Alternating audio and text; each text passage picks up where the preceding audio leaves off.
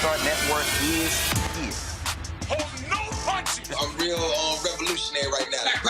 Support this man, Black Media. He makes sure that our stories are told. Thank you for being the voice of Black America, Roland. Stay black. I love y'all. All momentum we have now, we have to keep this going. The video looks phenomenal. See, there's a difference between Black Star Network and Black-owned media and something like CNN. You can't be Black-owned media and be scared. It's time to be smart. Bring your eyeballs home. You dig?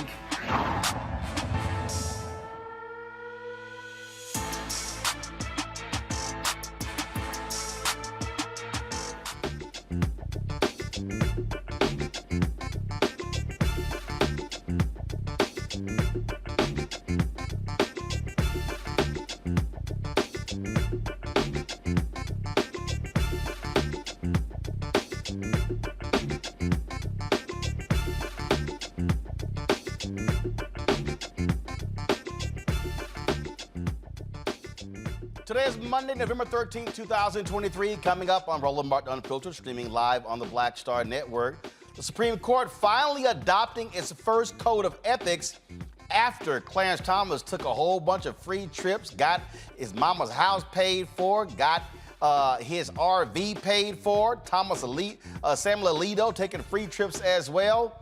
But the question is, will this solve the problem? Justice Correspondent Elie Mystal will join us. A century after more than 100 black soldiers were court-martialed, 19 were executed, the U.S. Army has actually vacated those convictions, and their families will be able to receive benefits.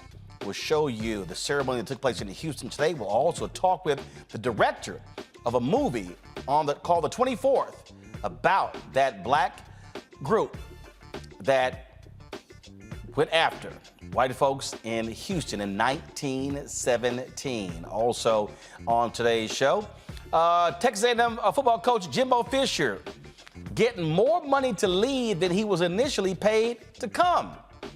I got a few thoughts about that. Plus, Louisiana must redraw its congressional districts finally. And y'all know he had no shot. Republican Senator Tim Scott drops out of the Republican presidential race. Who knew? We did. Plus, it's Diabetes Awareness Month. In our Fit, Live, Win segment, I'll talk to a young woman who beat diabetes and a doctor who says the black community needs to take the disease more seriously. It is time to bring the funk on Roland Unfiltered on the Black Star Network. Let's go. He's got it. Whatever the miss, he's on it. Whatever it is, he's got the scoop, the fact, the find. And when it breaks, he's right on time and it's rolling. Best believe he's knowing. Putting it down from sports to news to politics. With entertainment just for kicks, he's rolling. It's on go, roll, y'all. It's Roland Martin, Rolling with Roland now. He's funk, he's fresh, he's real, the best, you know he's Roland Martin now.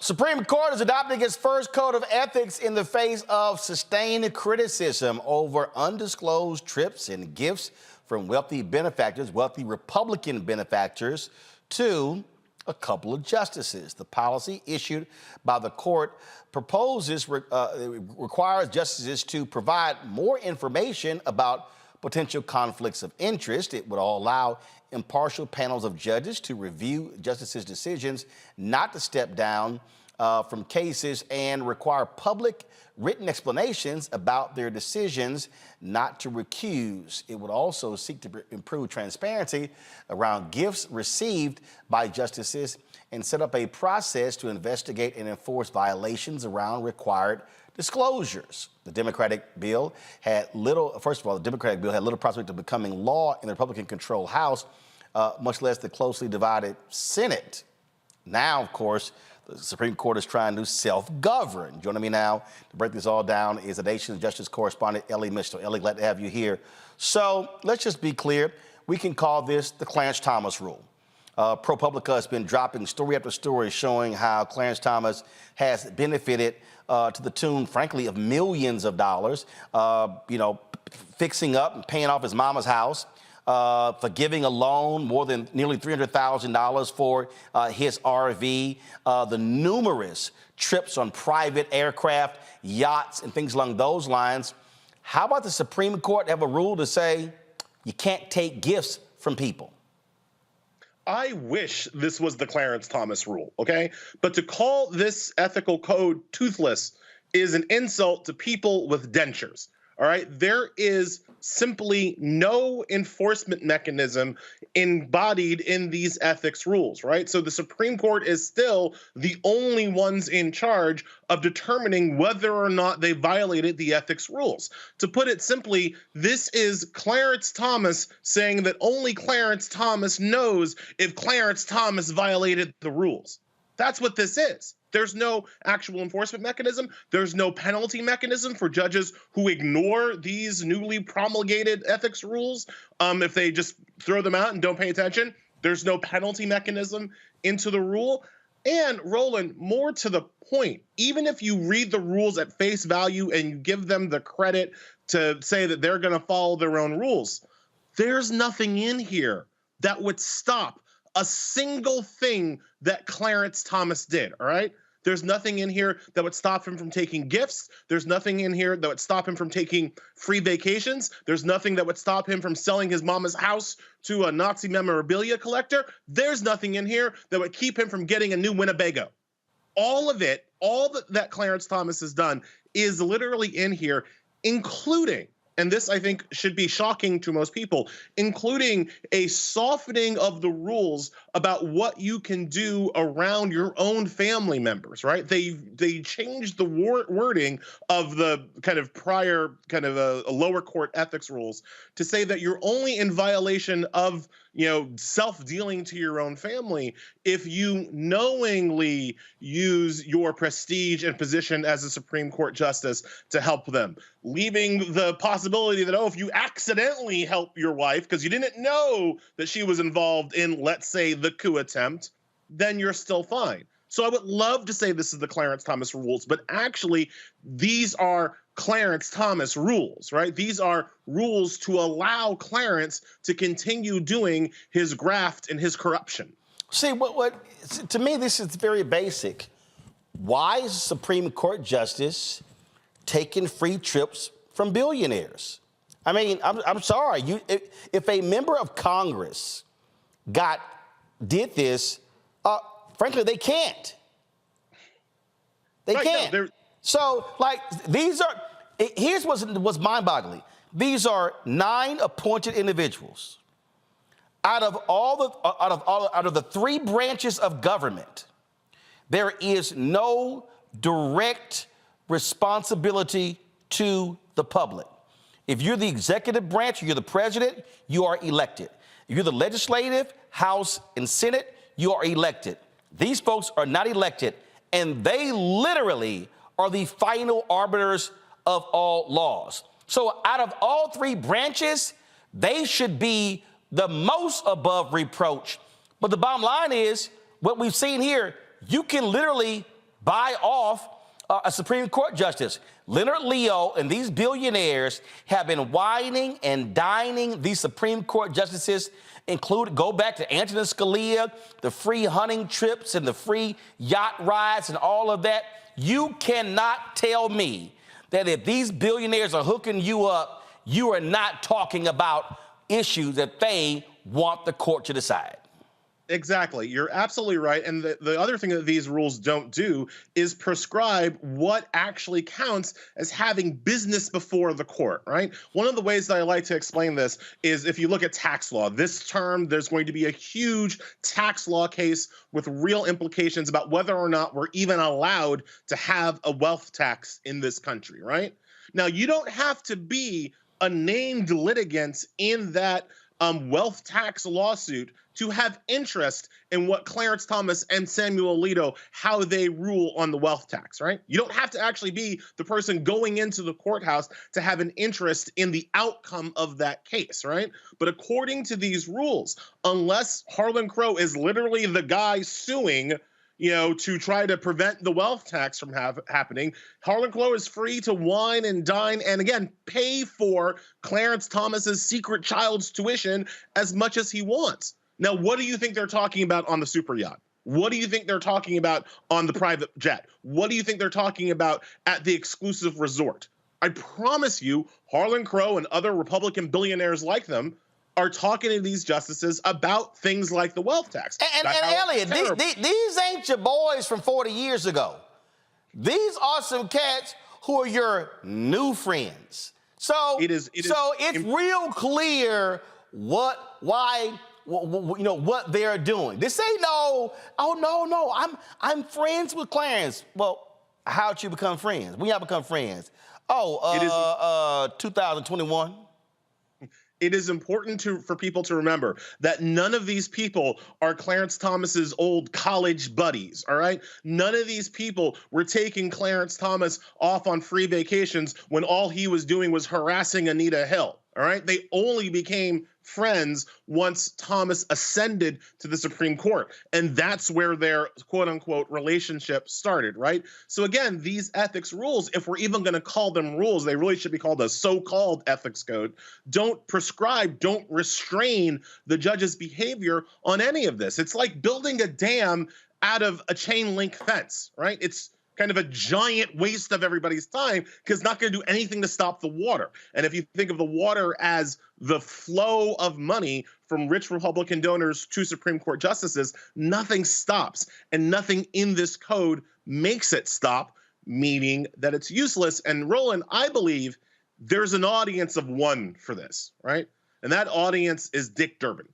Dick Durbin, chairman of the Senate Judiciary Committee, is trying to conduct hearings about the Supreme Court's behavior. He's trying to get the justices to come in and offer testimony. They refuse. He's trying to bring Harlan Crow and other Republican billionaires in to offer testimony. Those people refuse. Lindsey Graham has promised things that I can't even say on television. That's how angry Lindsey Graham is. This ethics code is directly pointed at Dick Durbin and trying to get him to back off.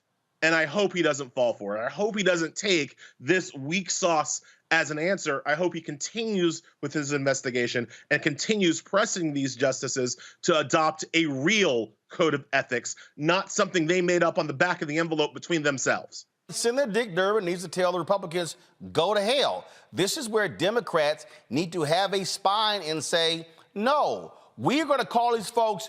I don't care who you are. I don't care who you are, okay? Forget being a Supreme Court justice. Ain't nobody just gonna forgive a $267,000 loan for your RV. I mean, I'm sorry, okay? Ain't nobody just, oh yeah, we'll forgive that. Ain't nobody sitting here fixing up your mama's house just because that's my boy. I mean, none of this passes the smell test. Somebody should try it, right? Just walk up to a rich person. Yo, can you let me hold $267,000? Can you let me just hold that for you, brother? Like, try it. Try it and see what happens. Anybody else would understand that they had to pay that money back. Doesn't happen for Supreme Court justices. So again, I think, why would they bother? Why would they bother with this so-called code of ethics that is so ridiculous on its face, that is so porous on its face, that it doesn't restrain any of their activity? They're doing it to push Dick Durbin off of his investigation and to get Democrats in the Senate to leave them alone. And it's simply a question of whether or not Democrats will take the bait, because Republicans are already all in on corruption, all in on graft, all in on allowing these unelected, lifetime appointed people to do whatever they want on the public's time. President Biden, Vice President Harris, the Senate should say, I'm sorry, this so-called code of ethics is simply unacceptable. It needs to be stronger. Absolutely, Democrats should be far more aggressive because let's be real clear. And again, see, this is the thing that I'm really trying to get all these people to understand. I'm seeing all of these different stories and people talking about, oh, you know, I don't like how the economy is going. I'm blaming Biden. I'm not going to vote, all of this sort of stuff like here.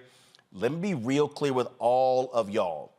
Donald Trump appointed 28% of the federal judiciary. He appointed significant numbers of people to the appellate courts.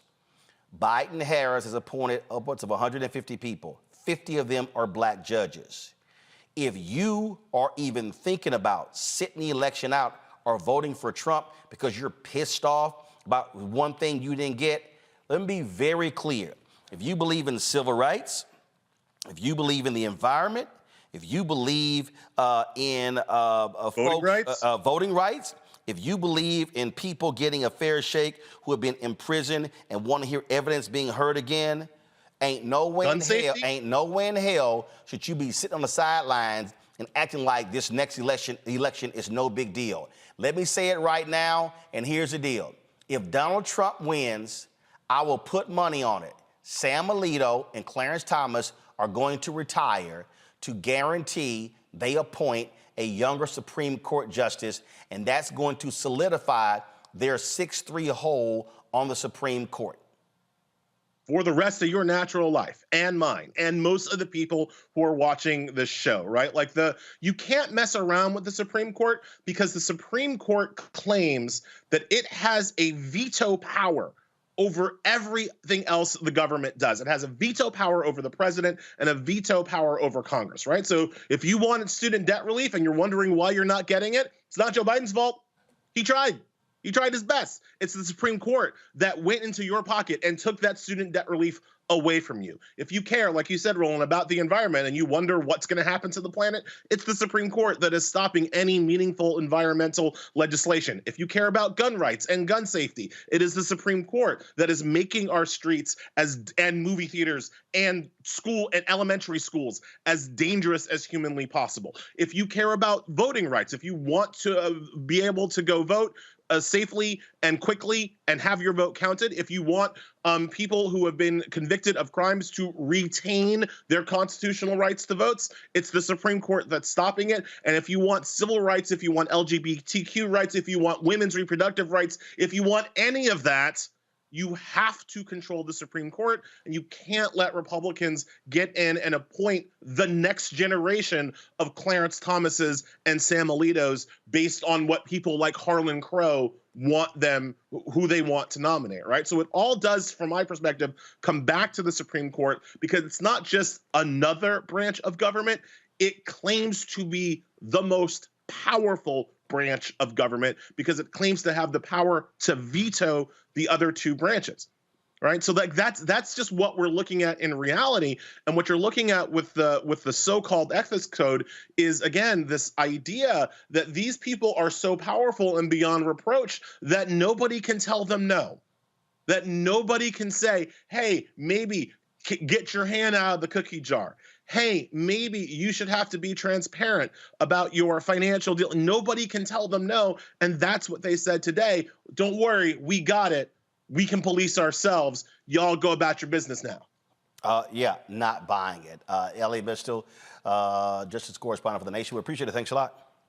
Thank you so much for having me, as always. Folks, we'll talk about this in our panel. We come back. We'll also talk about the U.S. Army making an historic decision that impacts the descendants of 100 black soldiers who were court-martialed for a race riot in Houston in 1917. 19 of them actually were executed, and we'll tell you exactly what took place today in Houston. We'll also talk with the director of the movie, The 24th, that is on Prime Video and Tubi, about this decision as well. That and more right here on Roland Martin Unfiltered on the Black Star Network. If you're watching on YouTube, be sure to hit that like button, folks.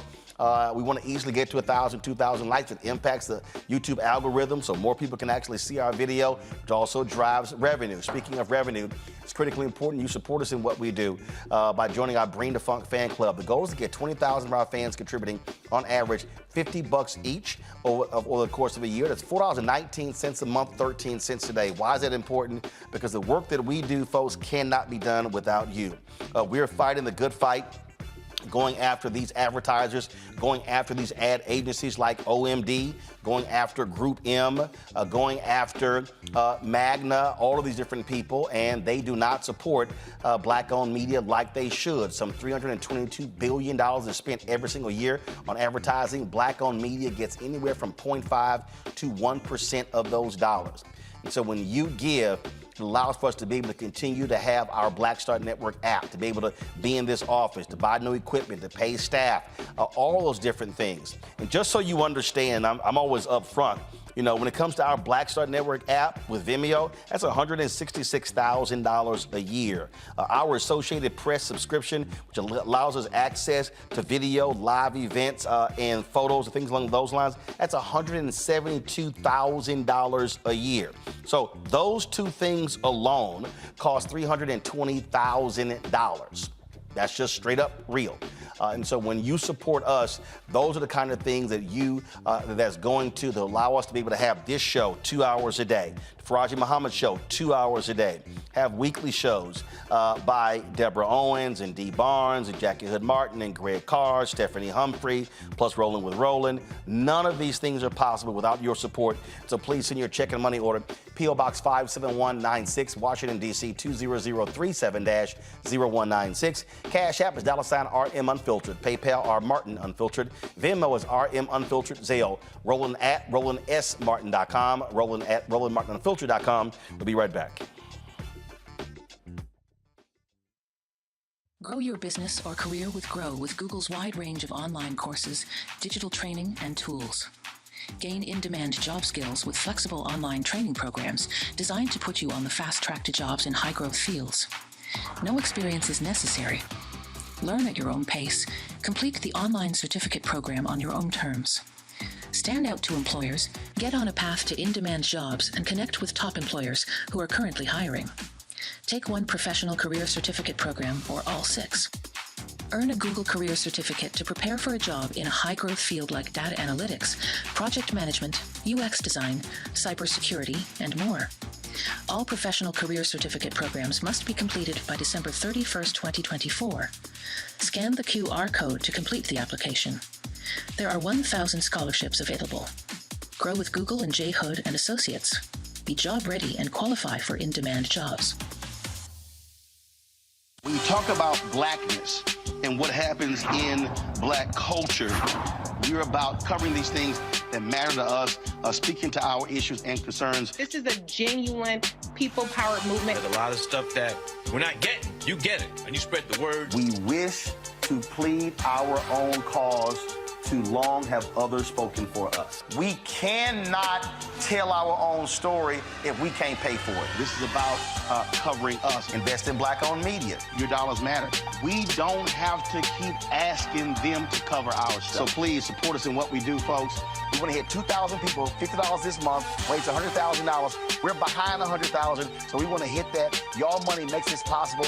Checks and money orders go to P.O. Box 57196, Washington, D.C. 20037-0196. The Cash App is $RM Unfiltered. PayPal is R Martin Unfiltered. Venmo is RM Unfiltered. Zelle is Roland at RolandSMartin.com.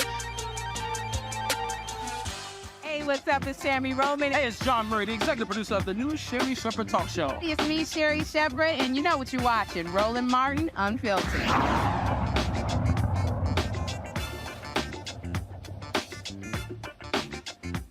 Welcome back to Roland Martin Unfiltered right here on the Black Star Network. Our Monday panel, Dr. Amakongo Dabinga Sr., Professorial Lecturer, School of International Service, American University, out of Washington, D.C., Dr. Julian Malveaux, economist and author, also Joe Richardson, civil rights attorney out of Los Angeles. Glad to have all three of you here. Julian, I'll start with you. I mean, I keep saying this, and I saw the article earlier today And it was a Wall Street Journal article, and they were talking about the election. They quoted some sister out of Philadelphia who said that she was complaining about food prices and rent going up. And she said, I thought Joe Biden was going to fix these things, so therefore I'm just frustrated. I'm not going to vote. And I've seen other stories like this here. And people go, well, Roland, you know what? I don't really see the effect, if you will, of a Supreme Court justice or a federal judge. And I am here to tell people, and I see these poll numbers, if you put Donald Trump back in the White House and the Republicans control the Senate, he's going to appoint another 200 federal judges. That means with the 234 that he did last time and 200 more, that's going to be more than 400 federal judges, only 930. He will be appointing half of all federal judges. And these are going to be hard, right-wing individuals who will be ruling against anything and everything black folks care about. And so I know people sitting out there are saying, well, you know what, I'm just going to sit this out, or so I'm frustrated. I'm going to vote third party, or I'm going to sit here and vote for Trump.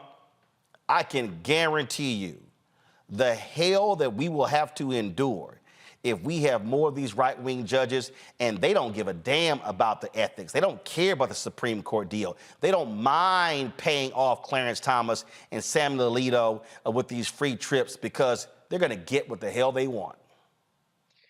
Roland, we really should be very apprehensive, and we should also be taking a look at the role of the mainstream media. We've seen these stories about people worried about inflation, their rents are going up. Rents go up. That's what happens. A year, look at your lease, your rents go up.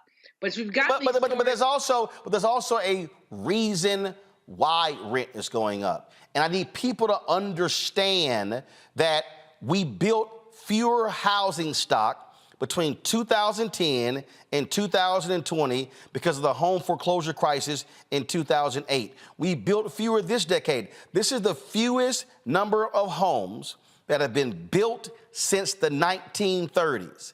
Biden don't control that. And so then what happened with those toxic assets after the home foreclosure crisis? The banks held onto them, then sold them to private equity. And so now private equity, instead of selling the homes, they are holding the homes, charging higher rent, making billions of dollars. That's why we have a housing crisis. So for the people to go, oh, it's Biden's fault, I'm like, what the hell are you talking about? Understand there's a reason we got here. There's a skewing in the mainstream media to blame Biden. Okay, he old. We've talked about that before. He gonna be old. That's what happens when you live long enough. I don't have a problem with old Biden. I have a problem with the mainstream media spinning this thing in such a way as to make him less attractive. I also have a problem with the mainstream media, as you just said, not going behind why we have inflation, not going behind why we have these challenges, not going behind what's going on. So they're just giving the story. The New York Times poll went out about a week ago. All these people say they can't vote for Biden. I've just seen it recently on my own block, talking to some young Palestinians. I will not vote for Biden. Why not? You think you're going to get a better deal with Trump? But then to take it even further, as you say, the Supreme Court piece, we always have a challenge explaining the Supreme Court to young people. In 2016, young people didn't get it. They wouldn't vote for Hillary because they didn't like her. This is not a date. This is like public policy. But in any case, we always have a challenge explaining that. But I think that we're at a place now where we can explain it a lot better because we've seen what the Supreme Court has done on Roe. We've seen what they've done with student loans. We've seen the ways that this Supreme Court, 6-3, basically can eviscerate anything progressive that people put out there. We've seen that. But now take it a little bit further. Let this man get back in, and let's see what happens to all of us. What we're seeing is these people don't have any ethics. They don't have any decency. They have no empathy. And we see what that means in terms of the law. They, we're talking about the Supreme Court, but they trickle down to the Congress. They want to eviscerate Head Start. They want to, and this Mike Johnson, the segregationist, looks reasonable, but acts like baby Trump. And so what we really need to do is to basically invigorate the base to say, folks, this is what will happen if you choose to vote for that man again. And many are choosing. Terrence Woodbury, you had him on last week. 25%, 25 to 30% of Black men say they will vote for Trump. 20 to 25% of Black women, if the stuff was happening today. Who are these people? What is wrong with them? Are they thinking ahead about anything? And the answer clearly is no. And so there's a lot of work that has to be done. The thing here, Congo, that people just need to understand, these billionaire conservatives, they have purchased the Supreme Court. They are bought and paid for. And what Leonard Leo has done, they have used the Supreme Court Foundation to get close to these people, and they have used their money to get their ear. The pieces by ProPublica lays it out. Conservatives hate these pieces on ProPublica, but they know for a fact, they know that Clarence Thomas and Sam Alito and the other conservatives have been bought and paid for, and they are ruling in favor of these rich billionaires and not regular, ordinary Americans. And, you know, it's really tragic. I mean, when you talked to Elie Mystal just now, and we talked about how ridiculous this new ethics code was. The other aspect of the ethics code that's ridiculous is the fact that it's not retroactive. So it can't even go back and look at any of this. And as you said multiple times on this show, the Supreme Court we have now is because of Donald Trump. Donald Trump was able to put them in because of our inability to make sure he didn't win in 2016. And so for people who don't want to connect the court to what's happening now, how you laid it out with the federal judges as well. And look, if you thought that the people that Donald Trump appointed now were problematic, Jonathan Karl, the author of the new book, Tired of Winning, he said recently that Donald Trump and his cronies are actually using AI to generate a software evaluation system that will rule out anybody of being nominated or hired who has the potential of going against him. So he had people like John Kelly and other people, Milley, who kind of helped keep the guardrails on. He's like, I'm not having that this time around. So they're making sure that everybody that they bring in is going to be 100% loyal to him. So that's just not his cabinet. That's also the people he's going to elect as judges. And what you're saying, again, possibility of losing the Senate is larger now with Joe Manchin coming out.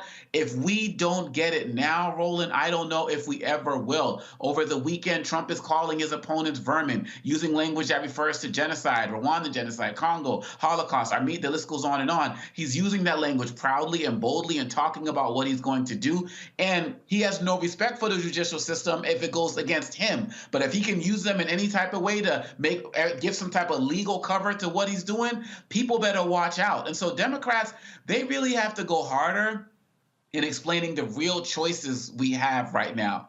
And just look at what has been happening just in the last few years because of this court. Look at what's happening with gun rights. Look what's happening with young women who are sterilizing themselves in the face of what happened with Roe v. Wade. Like, these are real issues that our Democrats and people who are out there fighting against this need to make more profound, need to make more clear. Because if we can get people to see that type of choice, then they could hopefully be able to understand, and it shouldn't have to take this much work, Roland, but it does, that it's literally a matter of life or death, not only of our democracy, but of our communities and our system of well-being, of just living. Absolutely. This is just, again, I cannot overstate why this code of conduct, Joe, is a joke.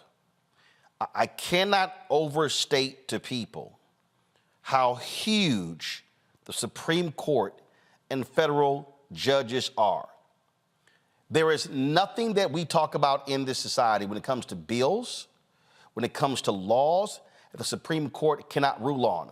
City, county, state, or federal. Yeah, that's exactly right. It reminds me of our dear comedian brother Robin Harris all those years ago in one of his stand-ups. He said he was in first class, and somebody asked him, the stewardess asked him, he said, what are you doing in first class? And he said, MF, I'm flying in first class, and I want everything I'm supposed to get in first class. And so if I paid for my spin, I'm a billionaire, and I paid for, Clarence Thomas's kid to go to school. I paid for his house. I paid for his RV. I sent him all around the world. I did all these things for Samuel Alito. I want my spin. I want everything I'm supposed to get. My money is good, and your word ought to be good too, Justice Alito, Justice Thomas, whatever the case may be, as it pertains to what you said you would do in code.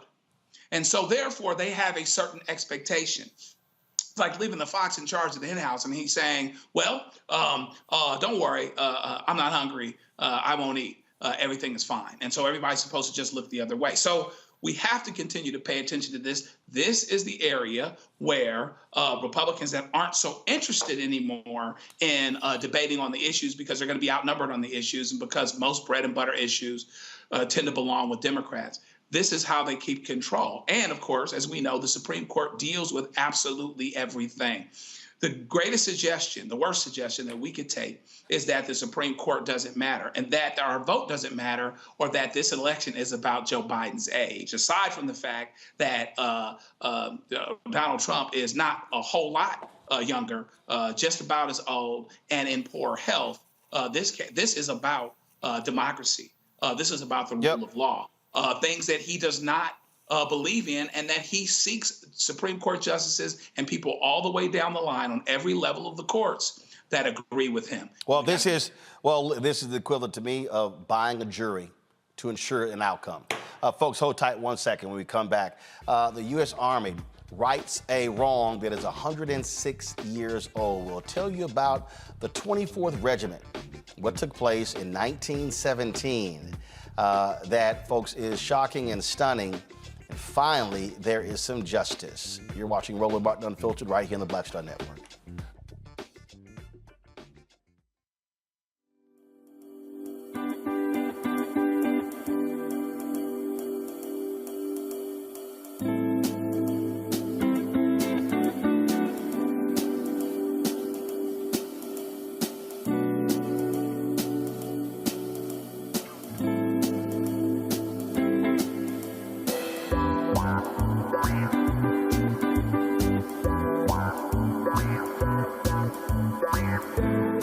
Hatred on the streets, a horrific scene, a white nationalist rally that descended into deadly violence. White people are losing their damn minds. As an angry pro-Trump mob storms the U.S. Capitol, we've seen shooting. We're about to see the rise of what I call white minority resistance.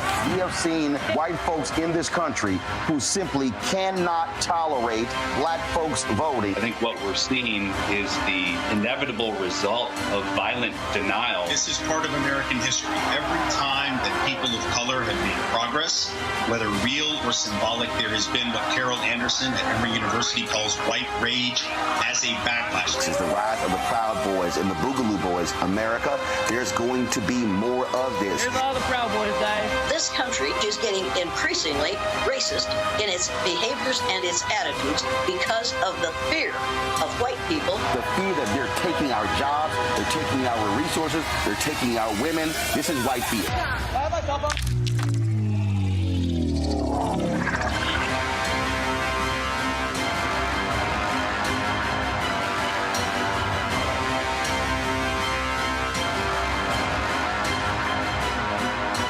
What's up, Geek Tony in the place to be. Got Cake Touch Your Mama's University, creator and executive producer of Fat Tuesdays, a air hip-hop comedy. But right now, I'm rolling with Roland Martin, unfiltered, uncut, unplugged, and undamn believable. You hear me?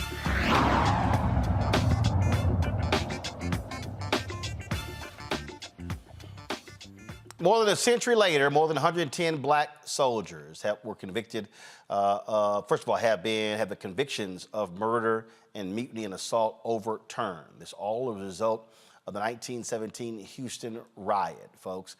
This was one of the biggest stories during a tumultuous period of race riots all across the country. The historic change comes after the Army received petitions from retired general officers and the South Texas College of Law requesting a review of the court's decision and clemency for the 110 soldiers. 19 of them were executed. There was a ceremony today in Houston, Texas, announcing this decision. This has been fought for a very, very long time. Army Secretary Kevin Willmott directed a board of military record connections to review each case. And this, of course, was a decision. Undersecretary for Memorial Affairs Matthew Quinn says overturning the convictions was the right thing to do. The lens of the Army values, upgrading these discharges is the best choice, really the only choice for today's Army. I am proud to be an Army veteran, even more so today. Secretary Willmott deserves great credit for thoroughly reviewing the available evidence in this matter and for doing everything possible to right the wrong of the past for these veterans. While we cannot go back in time to change the past, from today on, we have an obligation to correct the record. Not only should we recognize the dedicated service of these Buffalo soldiers, we must restore and preserve their legacies in perpetuity, and that is the role of the VA's National Cemetery Administration. We at NCA honor veterans with final resting places in national This is not shrines the undersecretary. This is the guy over the cemetery. that commemorate their service and sacrifice to our nation. Fort Sam Houston National Cemetery near San Antonio is the final resting place for 17 of the executed Buffalo soldiers we are honoring today. They have been interred there for more than a century, but their historical headstones make no mention of their Army service. As was the practice at the time, the information inscribed on their headstones was minimal due to their convictions. Now, with the Army setting aside these convictions and upgrading the discharges, NCA is ready to correctly acknowledge and memorialize their service to our nation, and if desired, to provide new headstones with the same amount of information that every veteran is entitled to. Congressman Al Green of Houston was also there, and he spoke as well.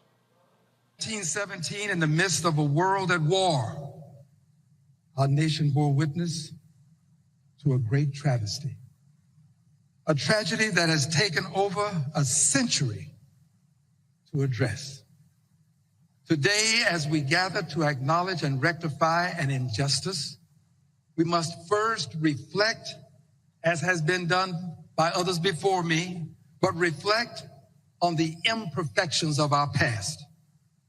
This injustice involved the convictions of 110 soldiers, the names, all of whom were recognized today by General Sullivan.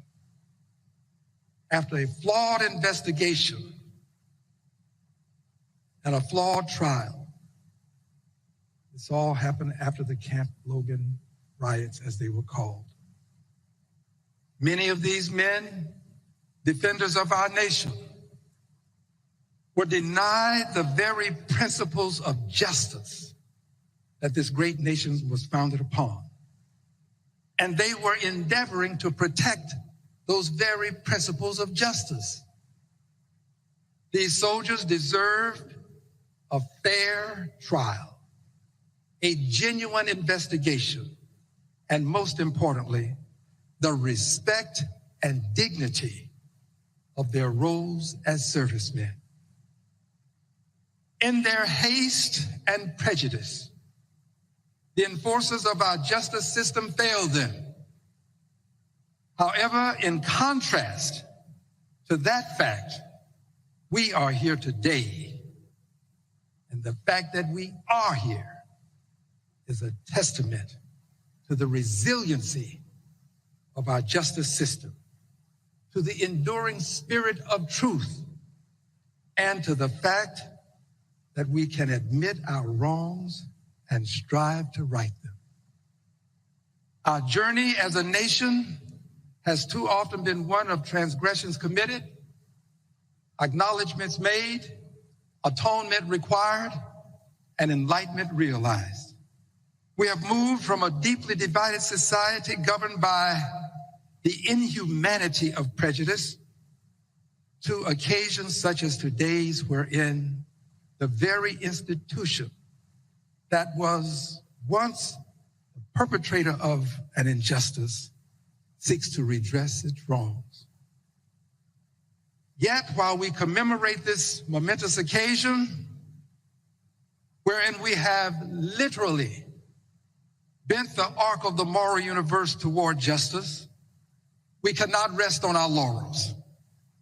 The painful truth is that the story of the 110 Black soldiers is a stark reminder of the racial prejudices that men and... Folks, one of the family members, one of the descendants of one of those soldiers also spoke today, Professor Angela Holder. My strong Pentecostal great aunt Lovey expects me to greet you in this manner, and I do not want to disappoint her. It is because of her that a 6-year-old child took up the cause to work on behalf of her brother, Corporal Jesse Ball Moore.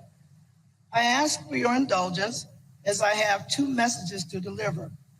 One from my heavenly imagination of what Aunt Lovey would say to you today, and myself. My Aunt Lovey. Good morning, everyone. My name is Lovey Ball Kimball. I am the sister of Corporal Jesse Ball Moore. I want to start out by saying thank you and God bless you to each and every one of you for what you did for my brother. Words cannot express the joy in my heart, but I will try. When our mother received the box with Jesse's coat, Bible, goodbye letter, and $1, it devastated her. She told him not to go back because she felt something bad would happen to him, and this box confirmed her fears.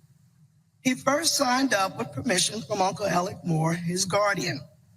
He worked for a bit after his first service ended, and times being what they were, he wanted to go back to the Army.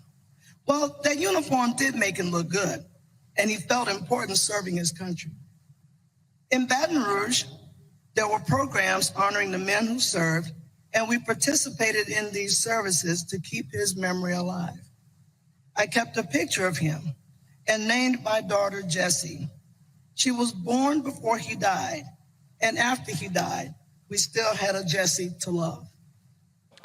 Now, what exactly will the Army do? Well, one of the U.S. Army's top civilians spoke and laid out the 3 specific things that they will do. Who I would care for in the place of my sister. We formally announce 3 concrete steps to restore the honor taken from the soldiers of the 3rd Battalion, 24th Infantry, all those years ago. First, the Army hereby sets aside all 110 court-martial convictions of 324 soldiers stemming from the events of August 23rd, 1917.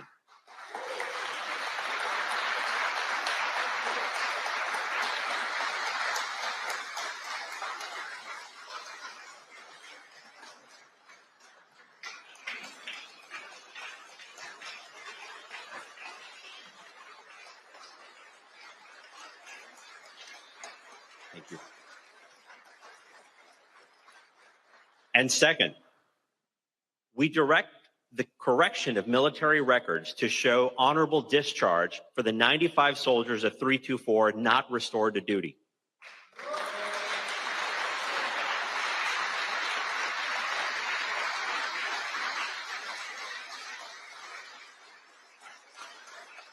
Third and finally, in partnership with the VA, we've established a mechanism to deliver survivor benefits to families long denied the financial resources owed to them. Thank you. Now, folks, I first heard about the 24th by reading Will Haygood's book on the confirmation hearing of Thurgood Marshall. 3 years ago, there was a movie that was actually done on them, and Will mentioned that in his book, and it is called The 24th. This is the trailer. For the descendants. 24th Infantry. This is Texas. And we have a great opportunity here. Legacy, if proven worthy, will carry us all the way to the shores of France. Things are a little different down here in the South. I will expect you men to obey the racial code. Yes, sir. Get back with the others. Just go ahead and drive this machine. Officer Cross. This is a white man's world. Every man here has got a lit fuse. Jim Crow's the law. Respect it. What are we gonna do? The police brutalize us, sir. All we want is to be treated as soldiers. As military police, you are to ensure order of the men of the 24th Infantry only. Drop the knife. Back up! I was robbed of my honor. You get out of here before they take yours too. The general can get the 24th in the fight. He's never going to do that. What do we do, sir? William, I've done all I can do here. We have a problem. We're gonna take our country back. Law run this town. There's a militia on the way. Are they? Which way did they go?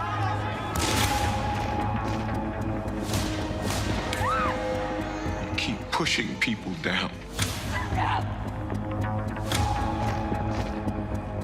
Sooner or later, they rise up.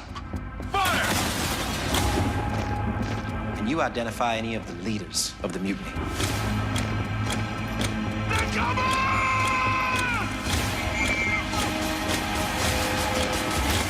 When I aimed the gun,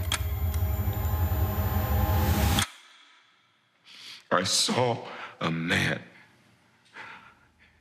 He didn't see one back.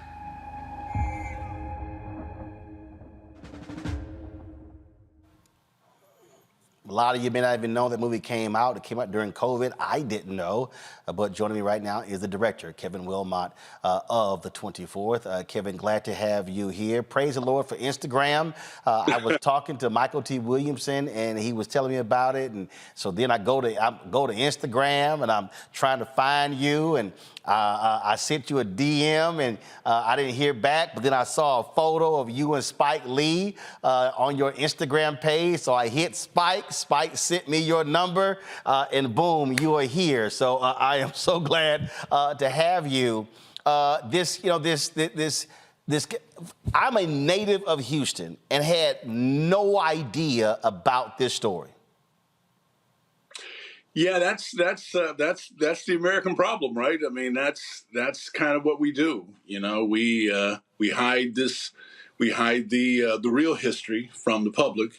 You know, I've heard a lot of people talk about how Texas teaches Texas history, but this part of Texas history has never been taught. In fact, it is a state requirement in the 7th grade that you take Texas history. And Kevin, the book is literally this thick. Wow. That's how thick the book. I mean, it is a massive book. And so you're absolutely right. And this was not in that thick ass book. You know, and what's amazing, Roland, and thank you so much for having me on the show. I've always been a big fan. The thing about this riot, as they called it, this ended up being the largest murder trial in American history. I mean, wow. That's how I learned about it. It was a history book I was reading 20 years ago, and there's only one photograph of the trial.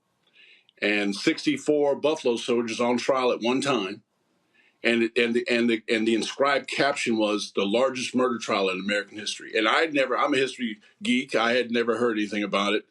And that's what, started me on my quest to really make this movie. It took me 20 years, but we finally got there. And then, of course, COVID kind of hides the movie from people a bit, but at least it's out there. Yeah, so what happened was, and you're right, this is the photo right here. This is from the archives at Prairie View A&M University. This is the photo right here of them being on trial. And Kevin, it was interesting because, so the Wall Street Journal had an article yesterday talking about this decision and that there was going to be this ceremony in Houston. I saw that, and here's what's crazy. I rarely read the Wall Street Journal on weekends. I've got subscriptions to the New York Times, Washington Post, and I just, what the hell, all right, let me take a look at it. And then I see this story. I immediately email someone at the Pentagon. I'm like, hey, get me somebody from the Army. Also, this is going to be live streamed. So they sent me the link. And then that's when I started, going down that path. And then all of a sudden, and then I saw the movie. So then I'm looking on where can I find it. I saw it was on Tubi and Prime Video. Went to Prime Video, watched the whole movie last night. Absolutely amazing.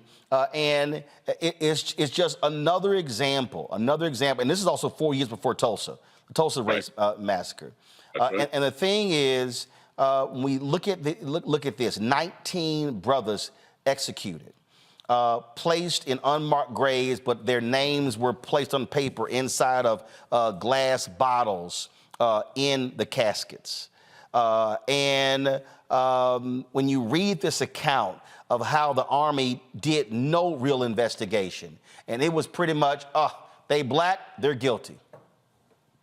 Yeah, I mean, there was kind of one book that I was able to find on it, and there's 20 years ago there was not much of anything, and then I actually read a lot of the newspaper accounts from the time from Houston at that time, from the Houston, I think it's called Houston Post, and they were you could just read the bias between the lines. Yep. They did not receive anything close to a fair trial. But more than anything, what we try to show in the movie, as you know, is they were brutalized. I mean, they sent 700 soldiers, black soldiers, to Houston in 1917. These guys had been, some of them had fought in the Philippine insurrection campaign. Some of them had fought with Teddy Roosevelt on San Juan Hill. So these guys a lot of them were used to being treated with some degree of dignity. And had been treated really kind of as, like soldiers are supposed to be treated. And so, they show up in Houston and Houston just is paranoid of them in totally. And in Houston, the Houston police, there's that little song, The Midnight Special.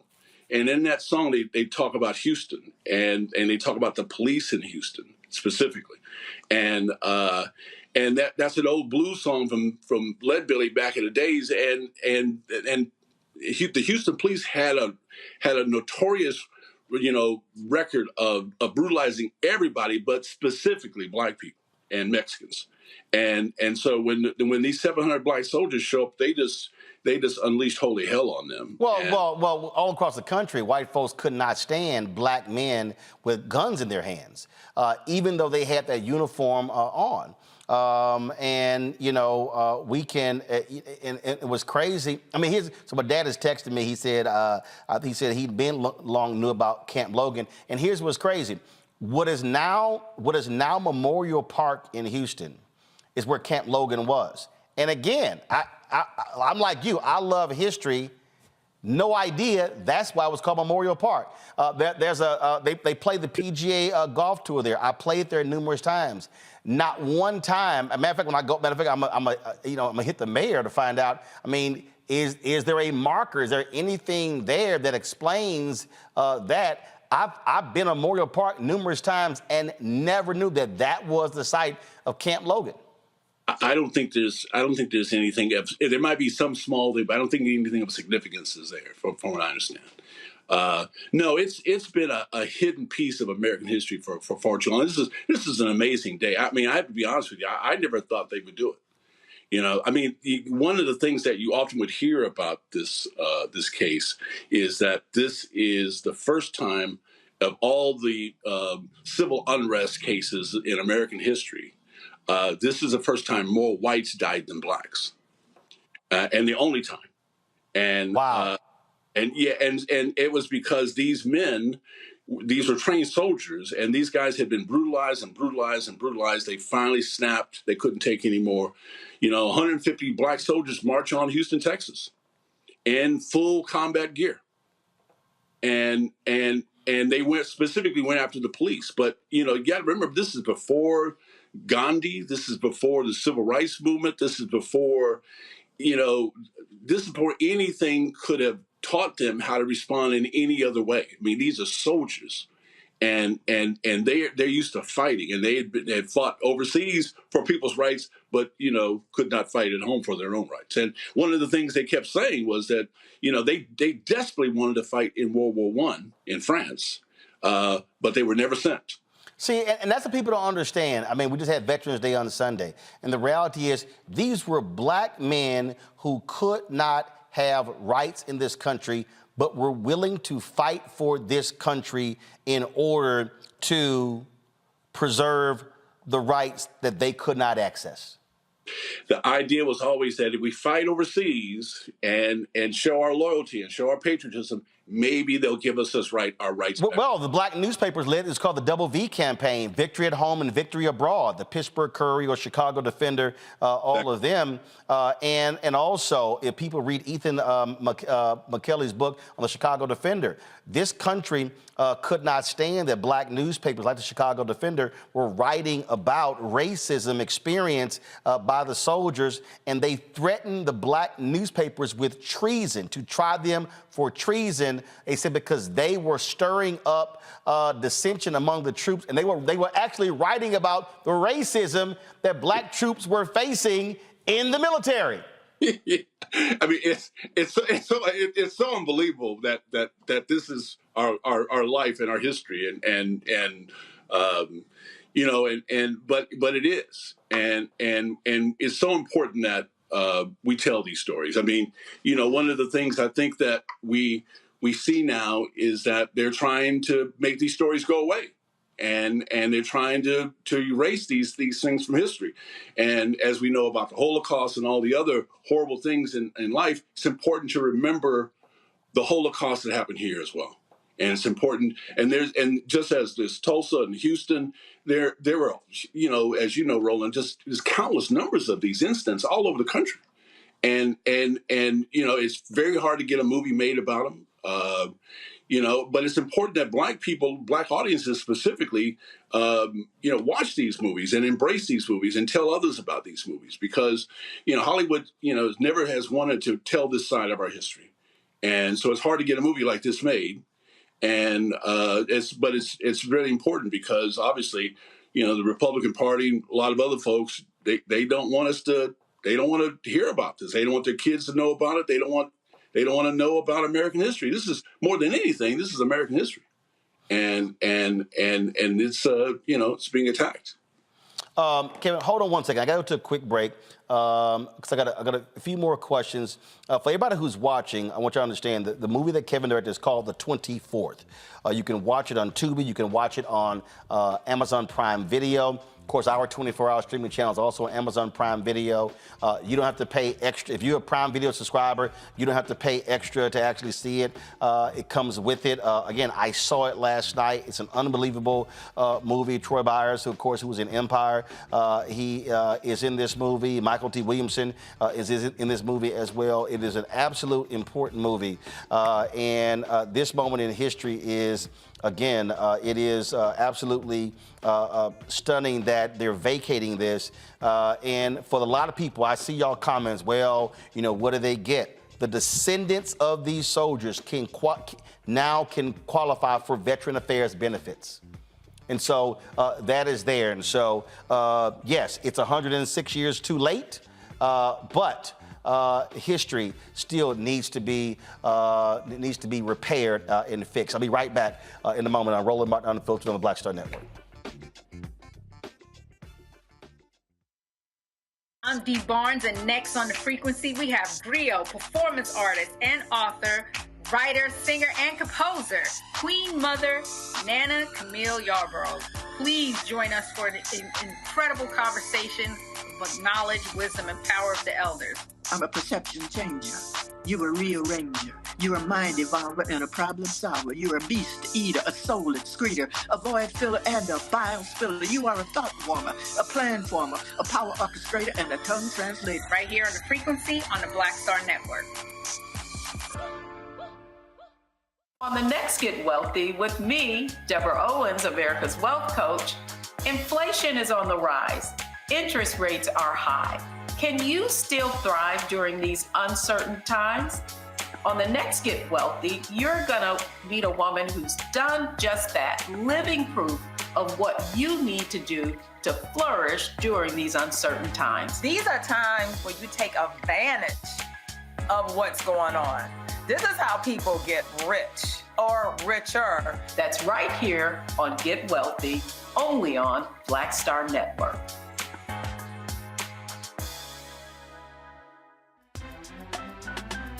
I'm Faraji Muhammad, live from LA. And this is The Culture. The Culture is a two-way conversation. You and me. We talk about the stories, politics, the good, the bad, and the downright ugly. So join our community every day at 3 p.m. Eastern and let your voice be heard. Hey, we're all in this together. So let's talk about it and see what kind of trouble we can get into. It's The Culture, weekdays at 3, only on the Black Star Network. Hey, what's up, y'all? I'm Devon Frank. I'm Dr. Robin B., pharmacist and fitness coach, and you're watching Roland Martin Unfiltered.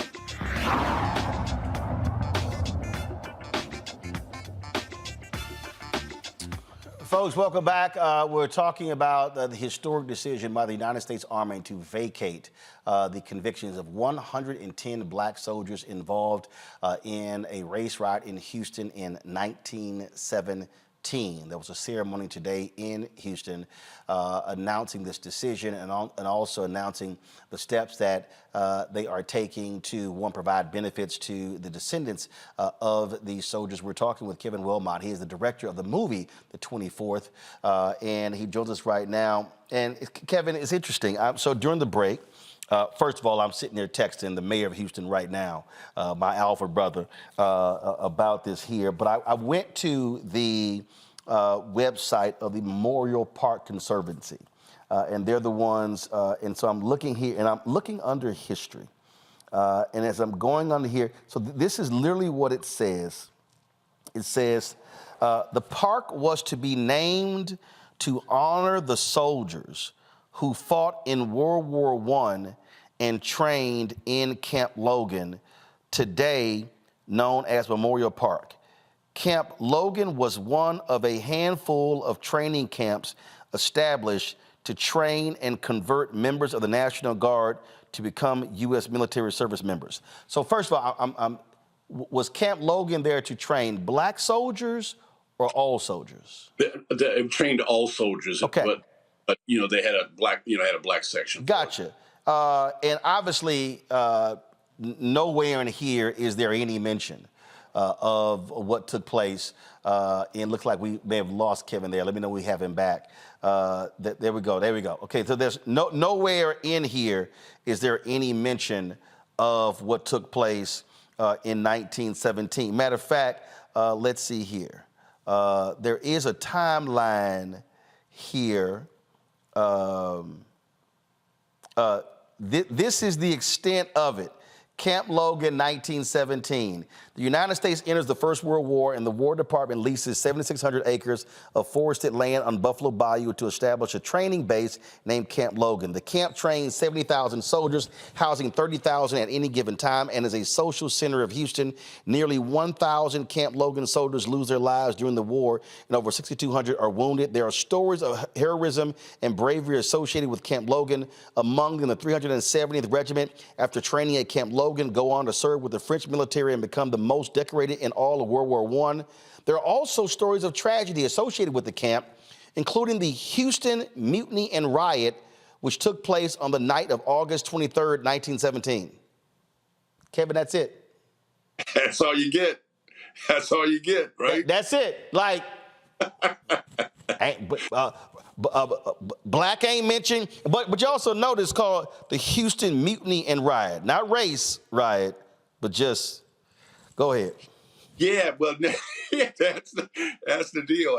And you know, that's what makes this day so great, because, you know, as someone who's, you know, been trying to tell the story for a very long time, and having to read that kind of stuff for years and years and years, and the fact that they've done such a great job in erasing this from our history books and our memory, our national memory. You know, it's just a really profound thing that these men are finally being honored. And you got to remember these Buffalo Soldiers, the 24th specifically. You know, they fought in you know, the Spanish American War. They went up San Juan Hill with Teddy Roosevelt. They fought in the Philippine insurrection. And most people don't know anything about the Philippine insurrection. This happened right after San Juan Hill and the fight with Cuba. But that's really the first Vietnam. That's really the first Vietnam, and these guys are fighting. They sent some of these guys in China. They had fought Pancho Villa in New Mexico. They had been all over the place, and these men had really kind of, you know, gained a certain dignity and respect that most black men in America had not achieved because of the horrors of segregation, Jim Crow. So these guys they were real American citizens, and they saw themselves as equal citizens, and that's why I believe that's why they rebelled. And they were. I mean, and look, these are black men wearing these uniforms. And speaking of that, I was very curious, because when I'm watching the movie, I'm always interested in terms of, you know, what actually happened. So the end of, in the movie, the end of the trial, and my panel, get ready, I'm going to get y'all for questions. The end of the movie, the end of the trial, I'm sorry, when they were saying, I am a man, was that written into was that actually testimony from the trial? I added that. Trey Byers and myself, we wrote the script together. We added that, but we felt that that's what was going on inside of them. Oh yeah, yeah. I mean, only reason I asked the question is because obviously the "I am a man" signs were so visible by the sanitation workers in Memphis in 1968, and I was curious if they were actually saying that as early as 1917. But you're absolutely right that was the through line through so many of these instances where black men were saying, "Yeah, I'm a man. Treat me like a man." Yes, and you know, and they really, you know, I mean, they really, you know, had to, they really tried their best to hold it together. I mean, they really, really, really tried their best to hold it together. But there were two racist, horribly, horribly racist cops specifically that targeted them and just made their life holy hell. And so, you know, you got to remember, these guys are seeing guys in their company. Coming home, they'd go out to Houston to get a drink or go see a friend or whatever, and they'd come home to the camp bloody, where they'd been beaten up by the police.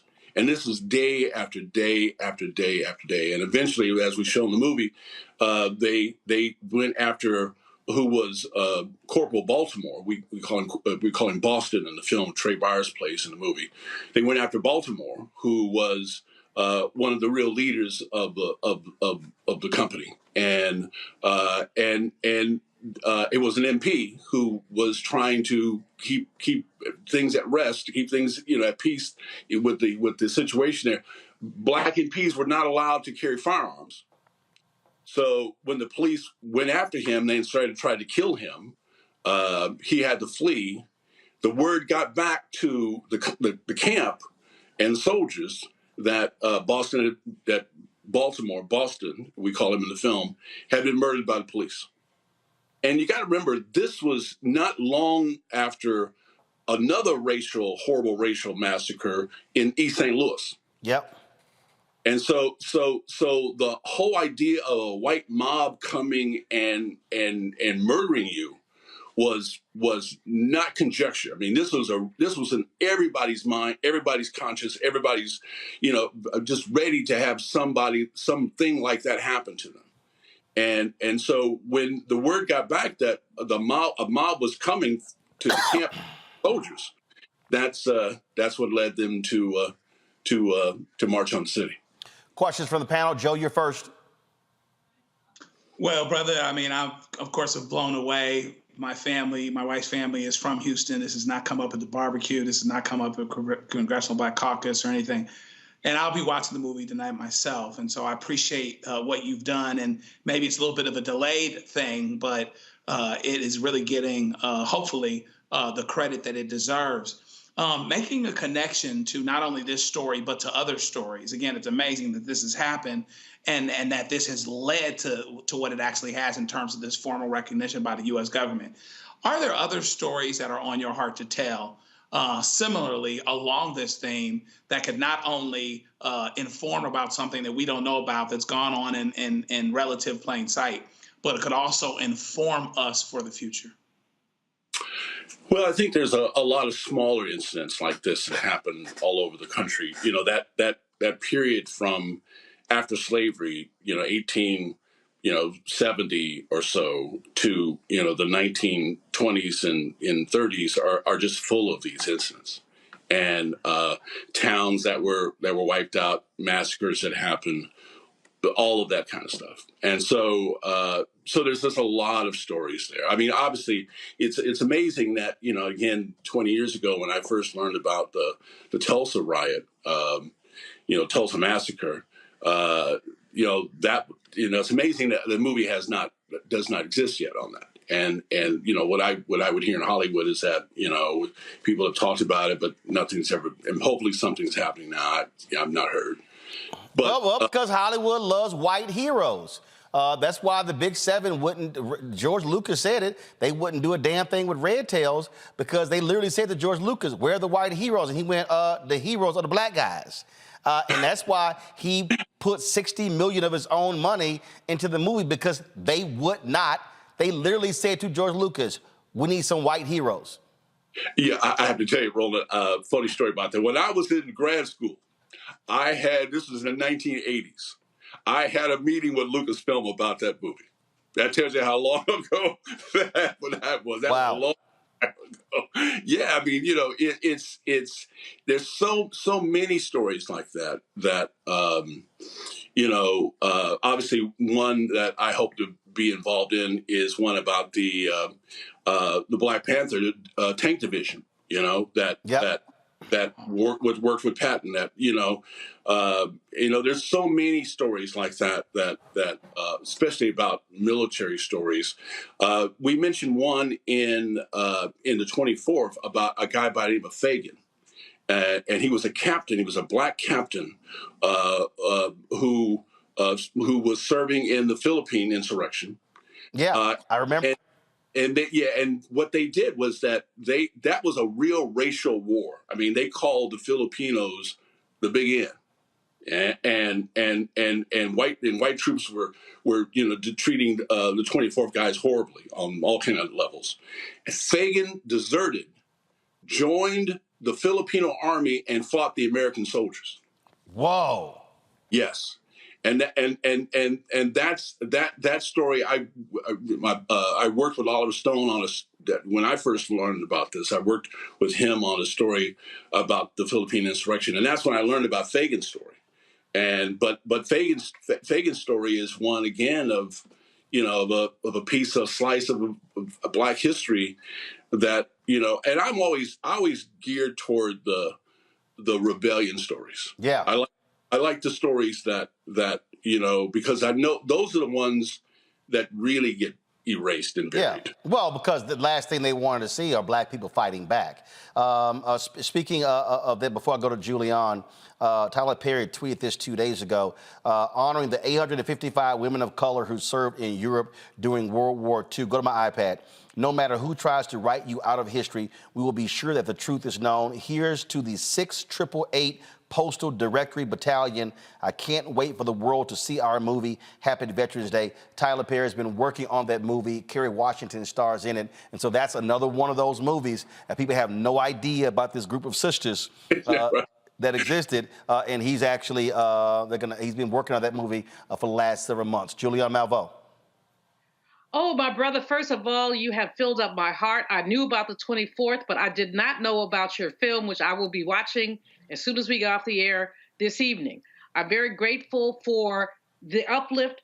I'm working, as Roland knows, I'm working on a book called Lynching Culture, The Wealth Gap and Reparations. And lynching culture is what allowed people to do whatever they want to Black people. And so as we lift up the 24th, I just want to shout out the blinding of Isaac Woodward. This was a brother in uniform, who simply asked the bus driver, can I get a bathroom break?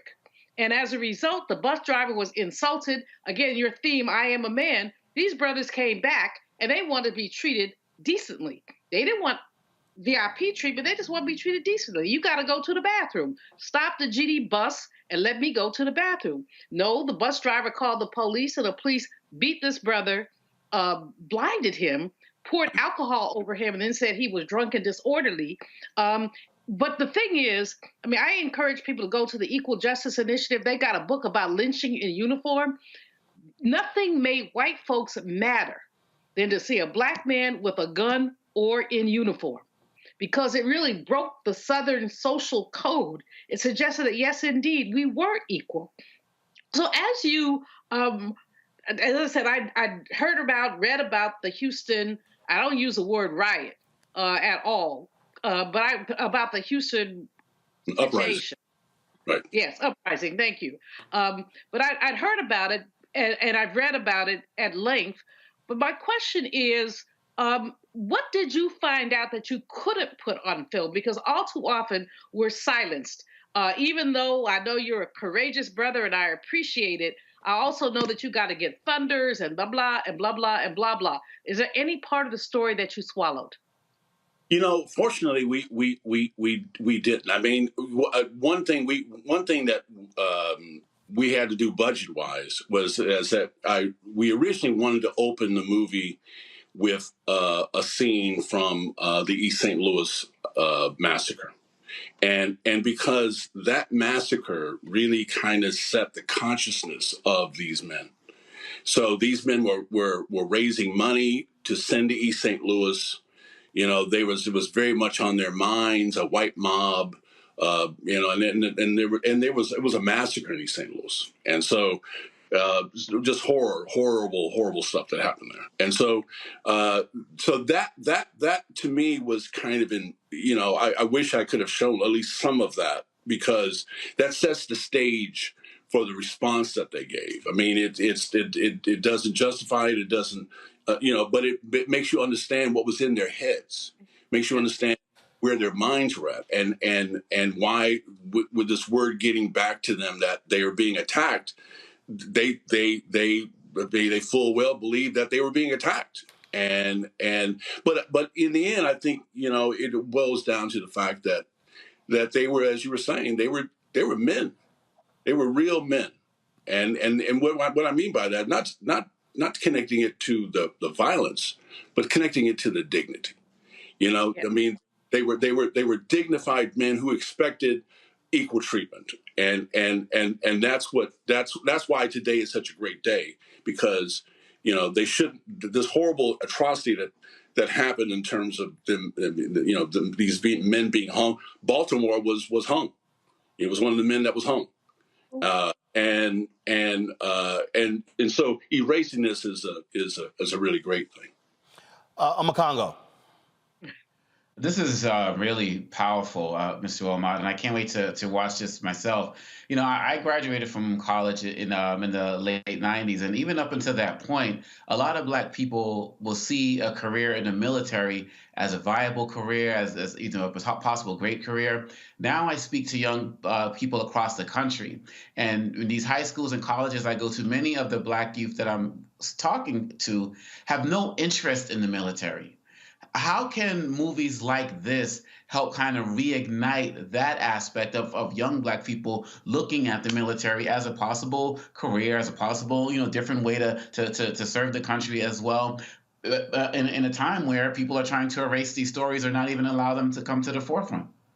That's a huge problem, isn't it?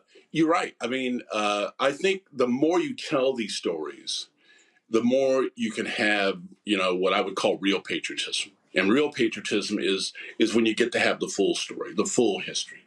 I mean, Black people have always believed in America in spite of the fact that it always had one foot on our neck. And so,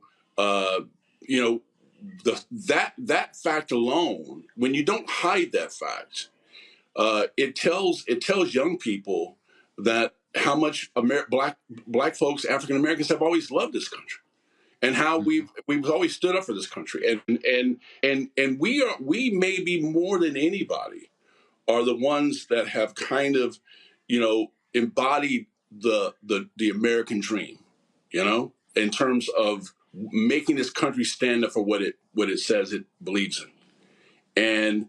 And stories like this, stories like military stories, and it's just countless numbers of these stories where African Americans are fighting in the war for the future of being treated as an equal citizen, and often coming back from the war and being treated worse than when they left. And so, it's this part of our history, this part of our struggle has always been a continuum, and that we just keep moving forward, and things have clearly gotten better. We got a long ways to go still, but it's gotten better, and I think it's easy to kind of, I'm sure it's easy for a young person to kind of look at a lot of the negative things. I mean, obviously Trump has made everything. Mm-hmm. America just, looks like such a horrible place, for young people. Looking at something like this and looking at the real history, looking at all the real heroes that have sacrificed to make this place America. I think that's the thing that could maybe inspire them and move them to believe and serve in the military. On that particular point, because I've heard so many people complain about civil rights movies, slavery movies, and what I continue to say is the problem is if you look at that as PTSD or as porn, traumatic porn. I'm like, no, we should be looking at these Black men and Black women as real superheroes. And for every Black person who complains about these movies, do understand, I've never heard somebody Jewish complain about Holocaust films. You know why? Because they said never again. And so Black people need to get over ourselves and say, no, I want to see more of these movies, more of these stories being told, because every time they want to take books out and ban us from learning, then when you see these movies on television, on streaming services, on broadcast, in the theater, then that's good. And there are thousands upon thousands upon thousands of incredible stories. When I saw Will Smith in Emancipation, I saw a Black superhero. What that brother did to get out of slavery was unbelievable. Harriet Tubman, folks who we don't even know. And so I think that's where we as African Americans must change our perspective. We must say, no, show me more real superheroes. I got no problem with Black Panther and Wakanda, but that's fictional. We've got some Black superheroes who did their best to say, no, we're gonna make, as King said, make America be true to what it put on paper. I mean, the fact that they don't want you to see these movies, they don't want you to know these stories. The fact that they've created this whole critical race theory crap to try to take it out of the curriculum of universities and high schools and everything else. The fact that they're working so hard to do that tells you the inherent importance of it. I mean, it just tells you.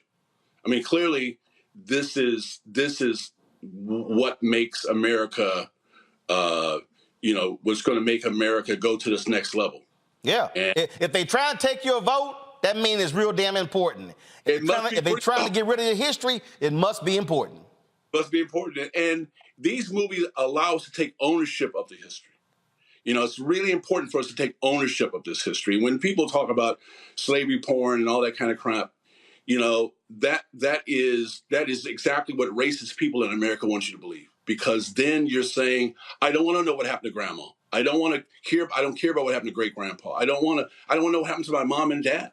I just want to escape. I go to the movies to escape. Well, right.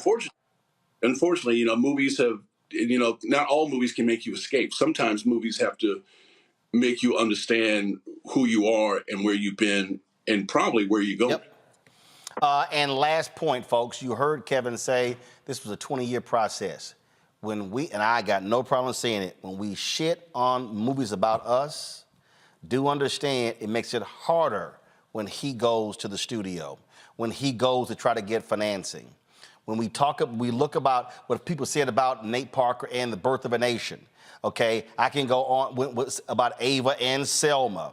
And I know right now it's going to be people who are going to be bitching and moaning about Tyler and his movie coming up. When we whine and complain about these movies, we're making it harder for black filmmakers and black producers and black writers to be able to tell these stories. Amen, and amen, and amen. I mean, literally, I've been in meetings in Hollywood where they'll say, well, Beloved didn't do well. Amistad didn't do well. And they'd use those movies like a weapon against you. Yep. And no, you're totally right. And that's a real problem in Hollywood. And so, when these movies succeed, I mean, the reason that they didn't believe black movies could travel internationally until the success of Black Panther. Yep, absolutely. Kevin Willmott, he's the director of the movie The 24th. Now, y'all all know, I'm going to say this right now, y'all already know, I've told Netflix this, Hulu, all of them. They love coming to me with their celebrities, but they don't bring any advertising dollars. That's why normally I don't promote anything that they have. And so we're gonna play, going to the break, the trailer for The 24th again. And so, because I'm supporting Kevin, I'm supporting Michael T. I want y'all to watch it, share it, tell your family. Thanksgiving next week, y'all should be sitting down together watching this movie. It's critically important. Kevin, I appreciate you answering the text and joining us for the last 45 minutes talking about this critically important movie. And again, and the great work the people of the U.S. Army did today. Thank you, my brother. Thanks a bunch. Folks, we come back, we're going to talk about black men, Democrats. Why do folks keep lying about what has and has not been done? Mondale Robinson joins me next. We're going to break this thing down. You're watching Roland Martin Unfiltered right here on the Black Star Network. Men of the 24th Infantry. This is Texas. And we have a great opportunity here. Legacy, if proven worthy, will carry us all the way to the shores of France. Things are a little different down here in the South. I will expect you men to obey the racial code. Yes, sir. Get back with the others. Just go ahead and drive this machine. Officer Cross. This is a white man's world. Every man here has got a lit fuse. Jim Crow's the law. Respect it. What we gonna do? The police brutalize us, sir. All we want is to be treated as soldiers. As military police, you are to ensure order of the men of the 24th Infantry only. Drop the knife. Back up! I was robbed of my honor. You get out of here before they take yours too. The general can get the 24th in the fight. He's never going to do that. What do we do, sir? William, I've done all I can do here. We have a problem. We're gonna take our country back. Law run this town. There's a militia on the way. Are they? Which way did they go?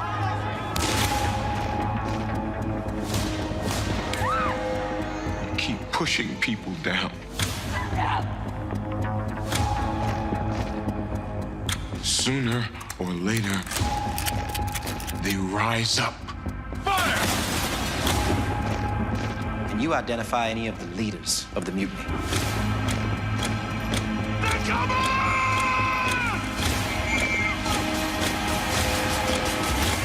When I aimed the gun, I saw a man. He didn't see one back.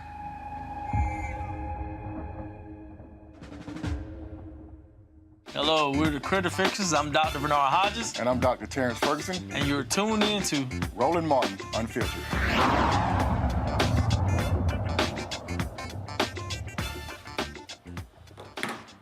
Folks, welcome back to Roland Martin Unfiltered. So I've been seeing all of these stories everywhere, how Biden and the Democrats, they're in trouble when it comes to the black vote. Poll came out showing some 22% of African-American, I think it was African-American men, are going to be supporting Donald Trump.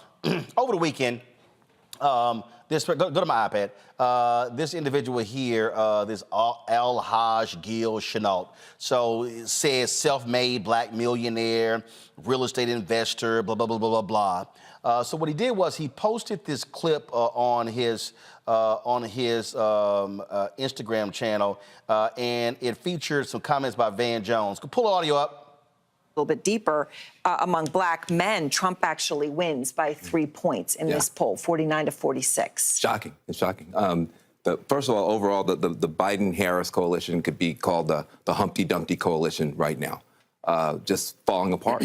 Just falling apart. The Latino vote on the ground, the youth vote on the ground, the black vote on the ground. This is not good. Now, there is a year to turn it around. The black male, that's a stunner. Black women have been in the lead, but black men haven't been that far behind. I think you've got a constituency that is losing hope and looking for change. There's a lot of the things that black men were voting for didn't happen yet. Nothing yet on voting rights, nothing yet on police reform, nothing yet on criminal justice reform. So a lot of those issues that were important for black male voters haven't been addressed yet, and the economic pain is real. The last thing I'll say is, a lot of black male voters are non-college working folks. And some of the stuff that is non-college working, that's working for white working class guys, can also work for black working class guys. But you can't just expect for black men to stand in long lines, or black women to stand in long lines, get nothing done on policy specifically to them, and then stay in this coalition. So this individual, just want to let y'all understand. So this is what he posted. The Democratic Party has been taking black men for granted. Biden has done little to advance the standing of the black male. Economy is horrible. Home prices and interest rates are high. Wages are not keeping up with inflation. Black male unemployment is still disproportionately high. No criminal justice reform, no real action or accountability on police brutality shootings, no student loan debt relief, and now he's using taxpayer funds to commit genocide on Palestinians. Just a few reasons why black men are abandoning Biden. Now, guess what, y'all? I had some time this weekend. Because the reason I took some time, because one, I can't stand lies. I can't stand what people said. Now, if I was on that panel with Van Jones, I would have actually pushed back real hard. I know, Van, we're cool, but I would have said, Van, that's bullshit. Because see, when you say nothing has been done, well, that gives the impression that nothing has been done. So first and foremost, and this person on this page, I literally laid this person out by saying, how can you say nothing has been done on student loan debt relief when 3.9 million Americans have had $127 billion forgiven on student loan debt relief, and Republicans are against all of it? Now, it totals $1.6 trillion. Biden tried to forgive all of it. How was he stopped? The Supreme Court. So to say he made no effort is a fundamental lie. Now, when somebody says, well, nothing was done, on criminal justice reform, the George Floyd Justice Act was passed by Democrats in the House. It was stopped by Senator Tim Scott and Lindsey Graham in the Senate because they could not get 8 more Republicans to vote with them. Biden and Harris and the Democrats brought 2 of the 3 largest police unions to the table to support it. Not only that, as I laid out in a Homeboy's page, and I walked through this deal, Biden-Harris issued an executive order that spoke to various facets of criminal justice reform.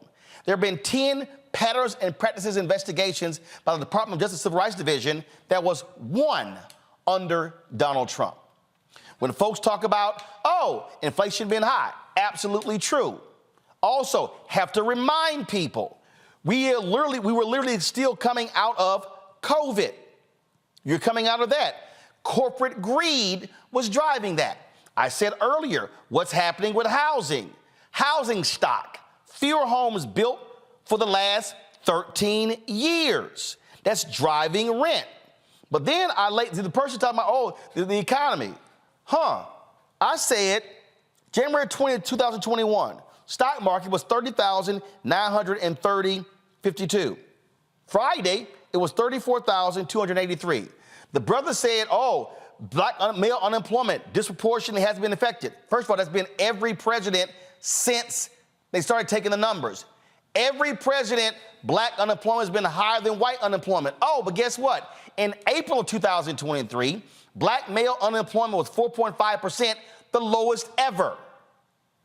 So I'm trying to understand how. So what was funny is this so-called self-made millionaire, when I mentioned student loan debt, he goes, well, I got $300,000 in student loan. I ain't got no debt, $300,000 in student loan debt. I don't have any debt renewal. Well, your ass a millionaire. Pay your shit back. The poor brother can't. See, I want y'all to understand when y'all are listening to people on television, on social media, say stuff that's not rooted in fact, folk with the knowledge got to push back. Now, I'll be very honest. The Biden-Harris campaign team administration has been horrible in saying what they've accomplished. But here's what I'm not going to do. I'm not going to sit here and let folk lie and get away with it. Joining me right now, folks, is Mondale Robinson. He has been working in politics for quite some time, mayor of a town there in North Carolina. He also, of course, has been working with specifically with black male voters. You know, the thing here, Mondale, and now you're seeing the story. It's sort of, this reminds me of black men ain't supporting Stacey. Well, when the numbers were run after the election, they actually show what the numbers actually were. And what national media does, one outlet picks up on another outlet, then another outlet, then another outlet. And then what black people who don't do their own research, they just read what's in mainstream and then come and repeat it on their podcasts, on their shows, as if it was fact, as opposed to actually checking their own facts.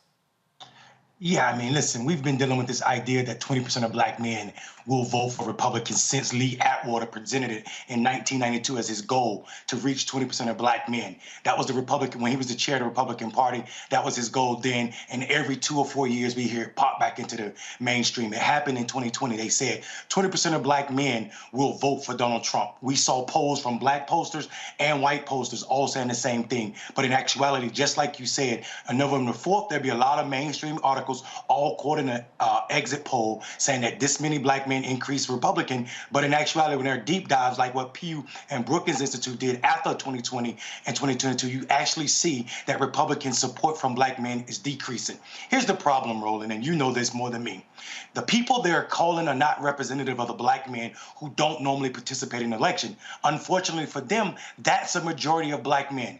Listen to what I'm saying. 70% of black men across this country that are already registered are what the world calls sporadic or non-voters, meaning they voted in 1 out of the last 3 elections, presidential elections. That's not a critique of black men. It's a critique of these tired strategies that tend to spend their money on mainstream media trying to reach black men, fighting Republican talking points. Republican talking points have not worked for black men since Martin Luther King dad said, if you don't support my son, get him out of jail, talking about Martin Luther King who was riding with a white woman in Georgia in the prison. They've not got over 12%.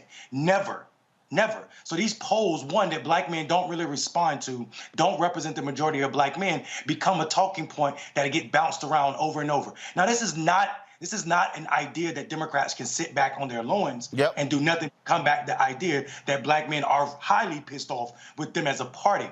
But it is to say that black men will not go against Republican or support Republicans in an increased manner. They didn't do it for Trump in 2020. They actually voted less for Trump in 2020 than did in 2016. Here's what will happen, though. We will see a repeat of Virginia 2021, where black men sit out elections as a protest vote. And people think that is a lazy or pathology that exists in black men, but it's not. We know after every election cycle, the way you increase somebody's participation is if they feel themselves in your messaging, if their culture is represented in what you're saying. This idea that we can continue with the same white consultants that brought Bill Clinton in office using a slightly different version of the Southern strategy to isolate black voters as 2023 way of winning elections will always piss black men off. This is why we see the need to persuade black men is not about candidates. That does not work. If you go to black men talking about this candidate is going to save you or this election is the most important, you've already lost the right to be considered a trusted messenger. What's necessary is you talk about what's likely, what's possible under this candidate, what's possible under this election. That works. Because black men are issue voters. So when I hear people say stuff like what we hear in this brother's messaging, it's wrong. First of all, majority of black men that are sitting out elections aren't even worried about college debt because they don't have it. Right. Majority of these brothers don't even have college degrees. That's not what they're bitter about. This is this so-called self-made millionaire. I doubt if he is. This so-called self-made millionaire complaining about something that's personal to him. And what we know about black men, just like black women, we vote together more than any other demographic, racial demographic, or any other demographic in this country. So this idea that we are selfish people, there's a pathology that exists in us that will keep us away from the polls because of our own needs, does not ring true at all as it pertains to black men.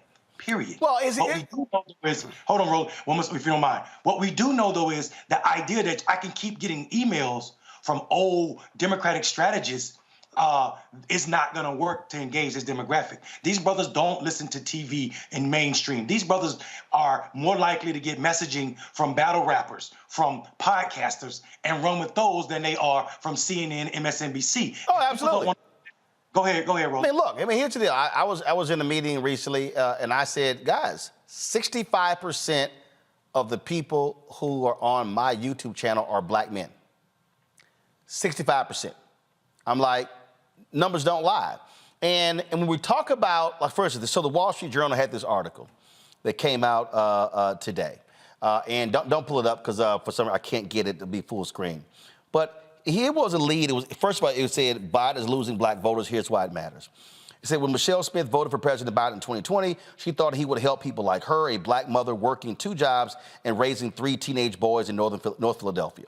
Now she says she won't vote for him again, citing higher prices, skyrocketing rent, and a feeling she has been left behind. Quote, I really did think he was going to help people in my situation, said Smith, 46 years old, who earns $12.50 an hour, working as a home health aide and makes Instacart deliveries for extra money.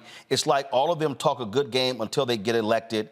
And so then she says she's likely not going to vote. Now, here's the deal. I'm not dismissing what her reality is. What I am going to say is this: who was supporting $15 an hour? And who wasn't? Who blocked it? Who blocked the child tax credit? Who blocked it? We talk about, the reality is we talk about there was $100 billion in Build Back Better that was going to deal with housing. Joe Manchin was the ones like, nah, pull that out. Also block the child tax credit. And so what I'm saying to black people, whether it's this sister Michelle Smith, whether it's to any brother out there, we have to think in terms of elections long term. And what I mean by that is it ain't a question of the next 4 years. It's a question of the next 8 years and 12 years. And when I see people, Mondale, walking around, and you're right, some of these crazy rappers saying this nonsense about, oh, how we got all these checks during Trump, I got to remind people, you actually got more checks under Biden. What you also got, though, and that was money that when Trump was there, that was money that was approved by the Democrats in the House. That didn't come from Trump. And so folk have to understand, and a lot of those COVID benefits are now expiring, such as the support for child care. And so, and guess what? That ain't coming back. Republicans are not bringing them. Republicans tried to cut 80% of the resources for women and children in SNAP in the last budget deal. So I just want to be real clear to everybody. This is not about, oh man, you pumping up Biden. No, I'm laying out to you real policy. The Republicans want to slash any material benefits for the poor or the working class. And if Trump gets back in, I can guarantee you it's gonna happen. Yeah, I mean, listen, Roland, it's a fact that it's going to happen, and a lot worse is going to happen. The thing about it, though, is, like you said, the people who watch your show, 65% of black men, to those brothers that watch your show, and I'm one of them, you are a trusted messenger. People can't hear things from mainstream. Black men don't have the time or luxury of listening to the noise on mainstream media because they don't see them as trusted messengers, right? They've seen... So they won't call me. Well, I mean, yeah, right. And here's the problem. The thing is, we've been sold out by mainstream media and also the political parties so long that black men can't hear it. So the idea of what we need to do is persuade black men to participate in electoral work. Talking about candidates or parties will turn them off to you. So if the goal is to engage black men in a way that moves them to the poll, and we know once they get to the poll, 9 out of 10 of them will vote for progressive ideas and candidates on the ballot, then we don't need to talk about candidates or parties. We need to let the party do that, right? Our job is to speak as trusted messengers about what's happening to black people and what's likely provide a comparison, basically, for the brothers. And brothers can make that decision, but they first have to see you as a trusted messenger. The idea that James Carville is still sending me emails every day on behalf of the Democrats is missing what's necessary, right? That message will never work. Cameron or Mace have a better chance of moving the demographic of brothers than does James Carville. So I think us making an argument for black men or to black men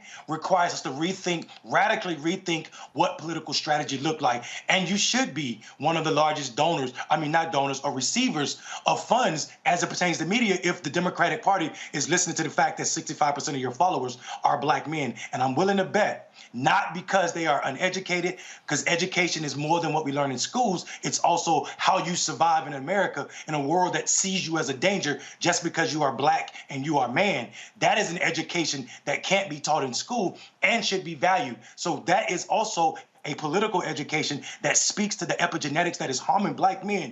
And folk ain't talking about it as if lived experience don't matter when we're talking about politics. And I have said this repeatedly before I go to my panel. I said this repeatedly on this show. I've said it directly to a number of Democratic operatives, to a number of different people. What you thought, what did Fat Joe say? Yesterday's price ain't today's price. What you spent in 2020 ain't what you should be spending in 2024, because you got a much bigger problem. And the reality is, I don't want to hear that, well, we had record spent. No. What you spent then was even a joke, because the problem is you were comparing to what the people did before that. At the end of the day, this is going to take hardcore education. This is what I keep saying. For the next 7 months, really beginning in January, if Democrats are listening, and I'm talking about white Democratic consultants who control the money, and right now it's a number of white women. Let me be real clear with y'all. I'll be real clear with y'all. Y'all ain't gonna win jack if you are holding the checks. There should be, Mondale, 7 intensive months of education, elaboration, explaining what they've done. Specific, this bill, this pool of money, infrastructure, Build Back Better, all of this money, what you did, but also what you're going to do. I cannot get somebody to think about registering or voting if I'm not educating them first on the reality. And so you have to actually show it. And when I say show it, you got to say, hey, you're concerned about rising rent. Here's why rent is rising. We built 20 million homes every decade from 1940 up until 2000. Then all of a sudden, it dropped to 5 in the last 2 decades. Guess what? You don't build new homes, You're going to have more demand. They're going to raise prices. Then you got to say, here's what we propose to try to fix that. But the bottom line is, if you don't explain it, folks are just going, hey, man, my rent's high. Yeah. Roland, I would also say that people also need to consider the fact, explaining what the Democrats have done is the third or fourth step, right? We have other steps that we need to address. First, we need to listen. Like, no one can pretend that they're speaking for the 70% of black men in this country that are already registered and have sat out the past 3 presidential elections or only voted in 1. No one has had more conversation with this demographic than Black Male Voter Project. And this is not a selfless plug. This is a fact. These polls be of 100 or 200 people, and 5 or 6 of them or 10 of them are black. We talk to 5,000 black men every year that fit into this number, the 70% of brothers, folk that don't participate in elections. And we have a long time. 7 months is not enough to address the 152 years of voter suppression that's been targeted at black men. Right. What we can do, though, is partly is what you do every day. We have to be a year-round organization, a year-round mouthpiece for this demographic in order for them to see themselves in what you're doing and also believe that you are a part of the community, not showing up with an extractive notion that, hey, if I can convince them that it's the most important election, most important candidate, then these Negro men will go to the poll for me. And instead, if you're listening to them and centering them, not just swearing on your last name, but if you're really fighting for them, you don't even have to win. Fighting for black men in America is enough to find them on your side. And I think we forget that. The mode is not to convince them first that the party has done something for them, the candidate has done something for them. The mode is to first listen in a way that you don't seem like you're trying to extract stuff from them. And I try to tell people all the time, this is not magic, but it also ain't easy, especially when you're coming in and talking to this demographic about your leader said this. They don't see nobody as a leader. Black men, I said that intentionally, that's an African-American vernacular for your ass. They don't see nobody as their leader, right? Black men are telling the world that you can't go talk to preachers when there's 2 generations of them that ain't been to church in 6 years, right? But you also can't, but in order to listen to them, you have to have listening sessions, town halls around the country doing that. It's not going to be done through television ads. It's simply not. Omakongo, you first. Mondale, I so appreciate your work and your energy that you put towards this effort. I want to come back to something you mentioned earlier about the hip-hop community. And my concern this election cycle is that you have some rappers who are mentioning, oh, Trump got me those checks and so on and so forth. And I'm not seeing a lot from hip-hop as it relates to why we should be voting in this next election. Obviously, we understood with Obama why that happened. What needs to happen as relates to the DNC, Democrats? Do they need to be engaging more of the hip-hop community and saying we need to get out there? Because I'm concerned that we either have the people who say Trump gave me those checks, or we got the ones who are just disengaged, and we lose a vital potential voting block for 2024. Yeah, I think here's the problem. I think the problem is the DNC already think they can do this work. They think it's their job, when in actuality, the only thing they need to be doing is, instead of pouring all the money into their auxiliaries, they need to be figuring out how they fund grassroots organizations that are trusted messengers, organizations that do this work year-round, that black men will listen to, because anything that comes from the party will be seen as the party it's self-serving. Here's what can happen. We cannot give a damn what rappers are saying.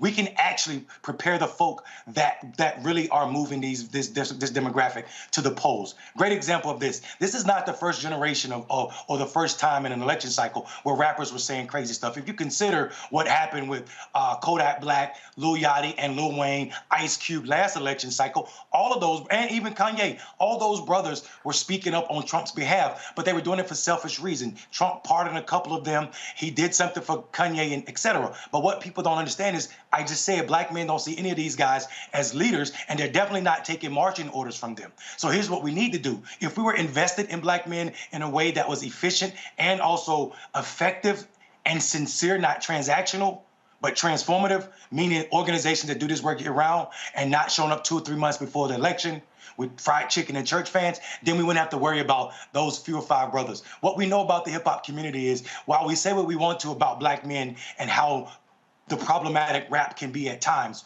What we do know is there's not been a positive rap song about Donald Trump since he came down that gold elevator. Not one. And before that, every year somebody was naming Trump or something about Trump Tower. Nothing positive has been written in rap music to date since he came down the elevator in 2015. And I think people continue to discount black men as if we can't see the BS that is Donald Trump, the racism that is Republicans, as if we're living in a silo or that there's a pathology that exists in us that will remove us from our vote. And what we have seen, though, since 2015 is a decrease in Republican support from black men. The idea that we are measuring excitement and enthusiasm to measure who will participate in the election is dumb and stupid anyway. And I hate to sound coy, but I'm being serious. The idea that black men are never going to be enthusiastic about a white man that they got to go vote for, that does not mean they're not going to go vote. Right. We're not asking a question. And on top of that, the instrument is flawed. Talking about the poll itself. Joe? What are we, we know you're connected with the Black Male Voter Project. What are some of the other organizations that those of us that want to be a support can help, can use or can support in order to help get the message out, and particularly the long-term educational relationship with the proper motivation, people that know, people that care, and that are good listeners for the community that can help us connect the dots? Yeah, I mean, listen, people forget that there are black people organizations that are INCs, that are LLCs, that are 501c3s and 501c4s that are doing this work year round. But I would say it is indicative that we are following the community guidelines and not what black people that have been chosen by black people or white people to speak on our behalf. This is why I posted on CNN the other night, and I know, Roland, that you are friendly with Van Jones, but this is a point that we got to acknowledge. And Van Jones is not a spokesman for black people. That's why 65% of black men aren't online capping for Van Jones, but 65% of black men are following the show. And I'm not saying it because I'm on your show. I'm saying it because it's factual. Black men know who are speaking on their behalf. So I say Black Male Voter Project does a wonderful job. I'm biased in that sense, but I'm also knowing that I deal with people on a regular basis that say they're speaking on black men's behalf, and they're not really doing that. They're capping and just taking the Democratic messaging and just trying to add a yo or what's up to the end of that. So I'm telling people all the time, go to communities, go to brothers who are not normally represented in politics and see what they're saying. They're probably not the ones that you think. They're not these famous orgs that came from the people's relationship with the party itself or people that grew up in the political party itself. So I would say organizations like Block, organizations like Ken Whitaker's organization in Michigan, organizations like Black Voter Matters. These organizations are doing real work. Black Voters Matter is not a direct voter contact organization, but they hold up so many other organizations that would never get funding from white establishment, and they fund those orgs. So I'm talking about orgs that are really doing transitional work, that are really talking to our communities. These are the orgs that are doing the work. Other than that, man, we're just throwing money back to black people that sound like white people that ain't really moving black people. Juliana? Two-part question. First of all, you talked about trusted, I forgot the word you used. Anyway, trusted messengers. So I'm interested in who you think those folks are. The second thing, Roland had, I think yesterday, Terrence Woodbury, who is a pollster, African-American young brother, and he's one of the people who's put out that 25% or 30% of black men would vote for Trump if the election were held today. While I understand your critique of the methodology, you can always, I used to teach a class called You Can Lie with Statistics, because you can always tweak a statistic the way you are. But what's the gap between what you're saying and what he's finding? I mean, he does have scientific methodology. So what's the gap? B, who are the trusted messengers? Yeah, I think so. Language matters, right? And I love Terrence. Terrence and I are extremely close, and we go back and forth. And Terrence also is one of those posters in 2020 that said 20% of black men were going to vote for Trump in January, February, when he was working for the Georgia Donor Alliance. That didn't happen. And I was saying at the same time, this is not what black men are saying. Part of that is who we're talking to and how we're talking to them. We don't have focus groups with cameras. We don't have focus group with super voters. We don't have focus group. Super voters are people who vote every election. We don't have focus groups or any conversations with women or anybody else that is not a black man. We overpopulate for those who are not represented in the political space. drug dealers, gang members, and regular brothers who just don't participate in the election. And when we talk to them, when we build our platform, we only invite 3 or 4 black men who are political so they can see how disconnected what the party is telling them, what the world is telling them about what's driving or what's ailing black men. And we find out that all of this is wrong. One, the language is wrong. Here's a great example. If you ask black men after Ahmaud Arbery was murdered in Georgia in 2020, what was the #1 issue, they would have said public safety. Posters leave it right there. Public safety nationally is a conservative issue. Why are black men calling for more police, public safety, when a black man was just killed by vigilantes? But if you dig deep like Black Men Voter Project do, without the cameras, without the distraction of other people that are not a part of this demographic, you would have found out that black men in Southwest Georgia use the word public safety like the rest of the world use defund the police. They use public safety to mean we want to be policed like white people. In order to police black men like white people, you need less police officers. That's closer to defunding the police than it is to expanding the police. So I think what happens is time, also instruments, and like I said, I love hit strategy. I love the work that Terrence doing, but we go back and forth about this all the time. I'm talking to a demographic that is not participating in elections. Terrence is hired by certain organizations to talk to certain type of voters, usually likely voters, usually certain whatever the demographics parameters are. The brothers I'm talking to don't fit a parameter other than they don't see themselves in how we play politics in this country. All right, folks, we're going to continue. This is going to continue, absolutely. Mondale Robertson, I appreciate it, man. Thanks a bunch. But I keep telling people the stakes are high. The stakes are high. And what I say to people all the time is, what are the 3 to 4 things you care about? I start there. And then you say, of those 3 or 4 things, who do I think is going to actually make these things happen and improve my life? And that's how I measure this. And I know the courts, the federal judiciary is not a sexy issue, but I'm telling you right now, everything you say you want, it's going to go through those courts. It's going through the courts. Mondale, we appreciate it. Thanks a lot. Peace, brother. Thank you for having me. Folks, last story. Yesterday on Fox News, Senator Tim Scott announced that he was ending his presidential bid. That's it. Oh, I don't need to show the rest of that. Or run for president. No. I didn't say play that. That's it. Congo, you okay? Yeah, I'm all right, man. I wasn't expecting the abruptness, but I guess that's what his campaign is like. If you right. I mean, look, he only told 2 campaign people, so what the hell? I'm not going to spend a lot of time on him. I feel you. You need to stay gone. Julian? Hey, let the door hit you or the good Lord split you. I'm happy to see him gone. Joe?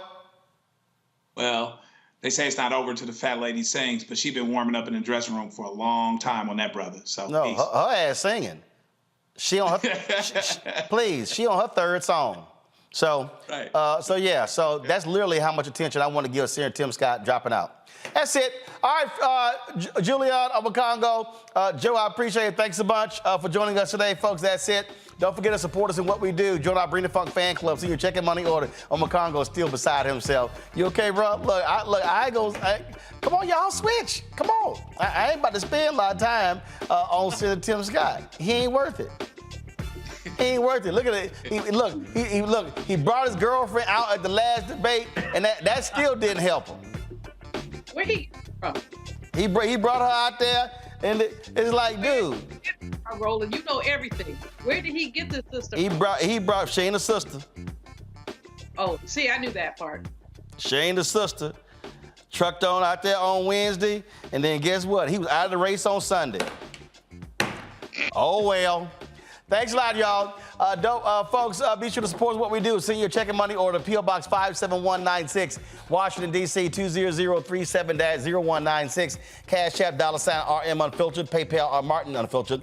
Venmo is RM Unfiltered. Zelle, Roland at RolandSMartin.com. Roland at RolandMartinUnfiltered.com. Don't forget, download the Black Star Network app, Apple phone, Android phone, Apple TV, Android TV, Roku, Amazon Fire TV, Xbox One, Samsung Smart TV. You can also, of course, support us, the 24-hour streaming channel available on multiple platforms. Of course, Amazon News. If you go to Amazon News, you can check us out there. And so please do that.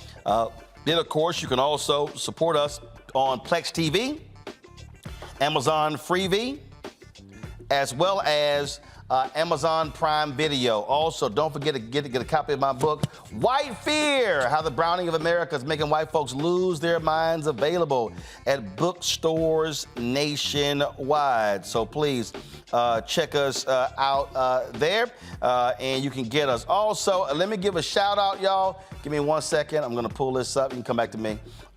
Give a shout out right now to my nephew, Chris. He turned 16 yesterday. 16. Come on. So let's see. Why is it not switching? I don't understand. Hold on 1 second. Let me pull up the right one. So Chris, like I said, Chris turned 16. And so, damn, I thought the boy was 12. But man, that was quick. How these kids grow. But he is now, so here he is. Here's my nephew Solomon. So Chris is right there. Chris is on the right side over there in the yellow. And so let me close that. So that's Chris right there. And of course, let's see here. Hold on 1 second. I'm trying to fix this. And of course, his dad, my brother Reginald, that's him right there. His birthday is today. He turns 56. And so we are back to back to back. My 55th birthday is tomorrow. And so we're going to have our panelists in studio tomorrow. Look forward to a fantastic day tomorrow as well. So it's always great hanging with y'all, seeing y'all doing what we do. It's always a blessing. And I get a kick out of people when they also don't forget, today is let me see if I can pull this up. Don't forget, today is the 68th birthday of Whoopi Goldberg. Whoopi Goldberg turned 68 years old today. And so glad to see Whoopi there. And he gonna get mad, but I don't really care. So I told Chris I was going to post his photos on social media. And so I don't really care. It's my show. And so here's, let's see here. Here's a photo I shot. Let's see, why is it not, there we go. All right, here's a photo I shot my man Chris with my dad when he was a newborn. And then, of course, I used to always go to Houston, Texas games. And so here was my little man back there. Why is it not, let's see here. There we go, there we go. So that's been a long time ago. Then, of course, I found this is the bit, of course, we were on the field as well. We were on the sidelines checking it out. So, Christopher, get over it. When you have your graduation party, all the videos and photos are going to come out, player. I'm just letting you know. Why? Because I own them. All right, that's it. I'll see y'all tomorrow right here on Roland Martin Unfiltered on the Black Star Network. Holla! Folks, Black Star Network is here. Hold no punches! I'm real revolutionary right now. Support this man, Black Media. He makes sure that our stories are told. Thank you for being the voice of Black America, Roland. Stay black. I love y'all. All momentum we have now, we have to keep this going. The video looks phenomenal. See, there's a difference between Black Star Network and Black-owned media and something like CNN. You can't be Black-owned media and be scared. It's time to be smart. Bring your eyeballs home. You dig?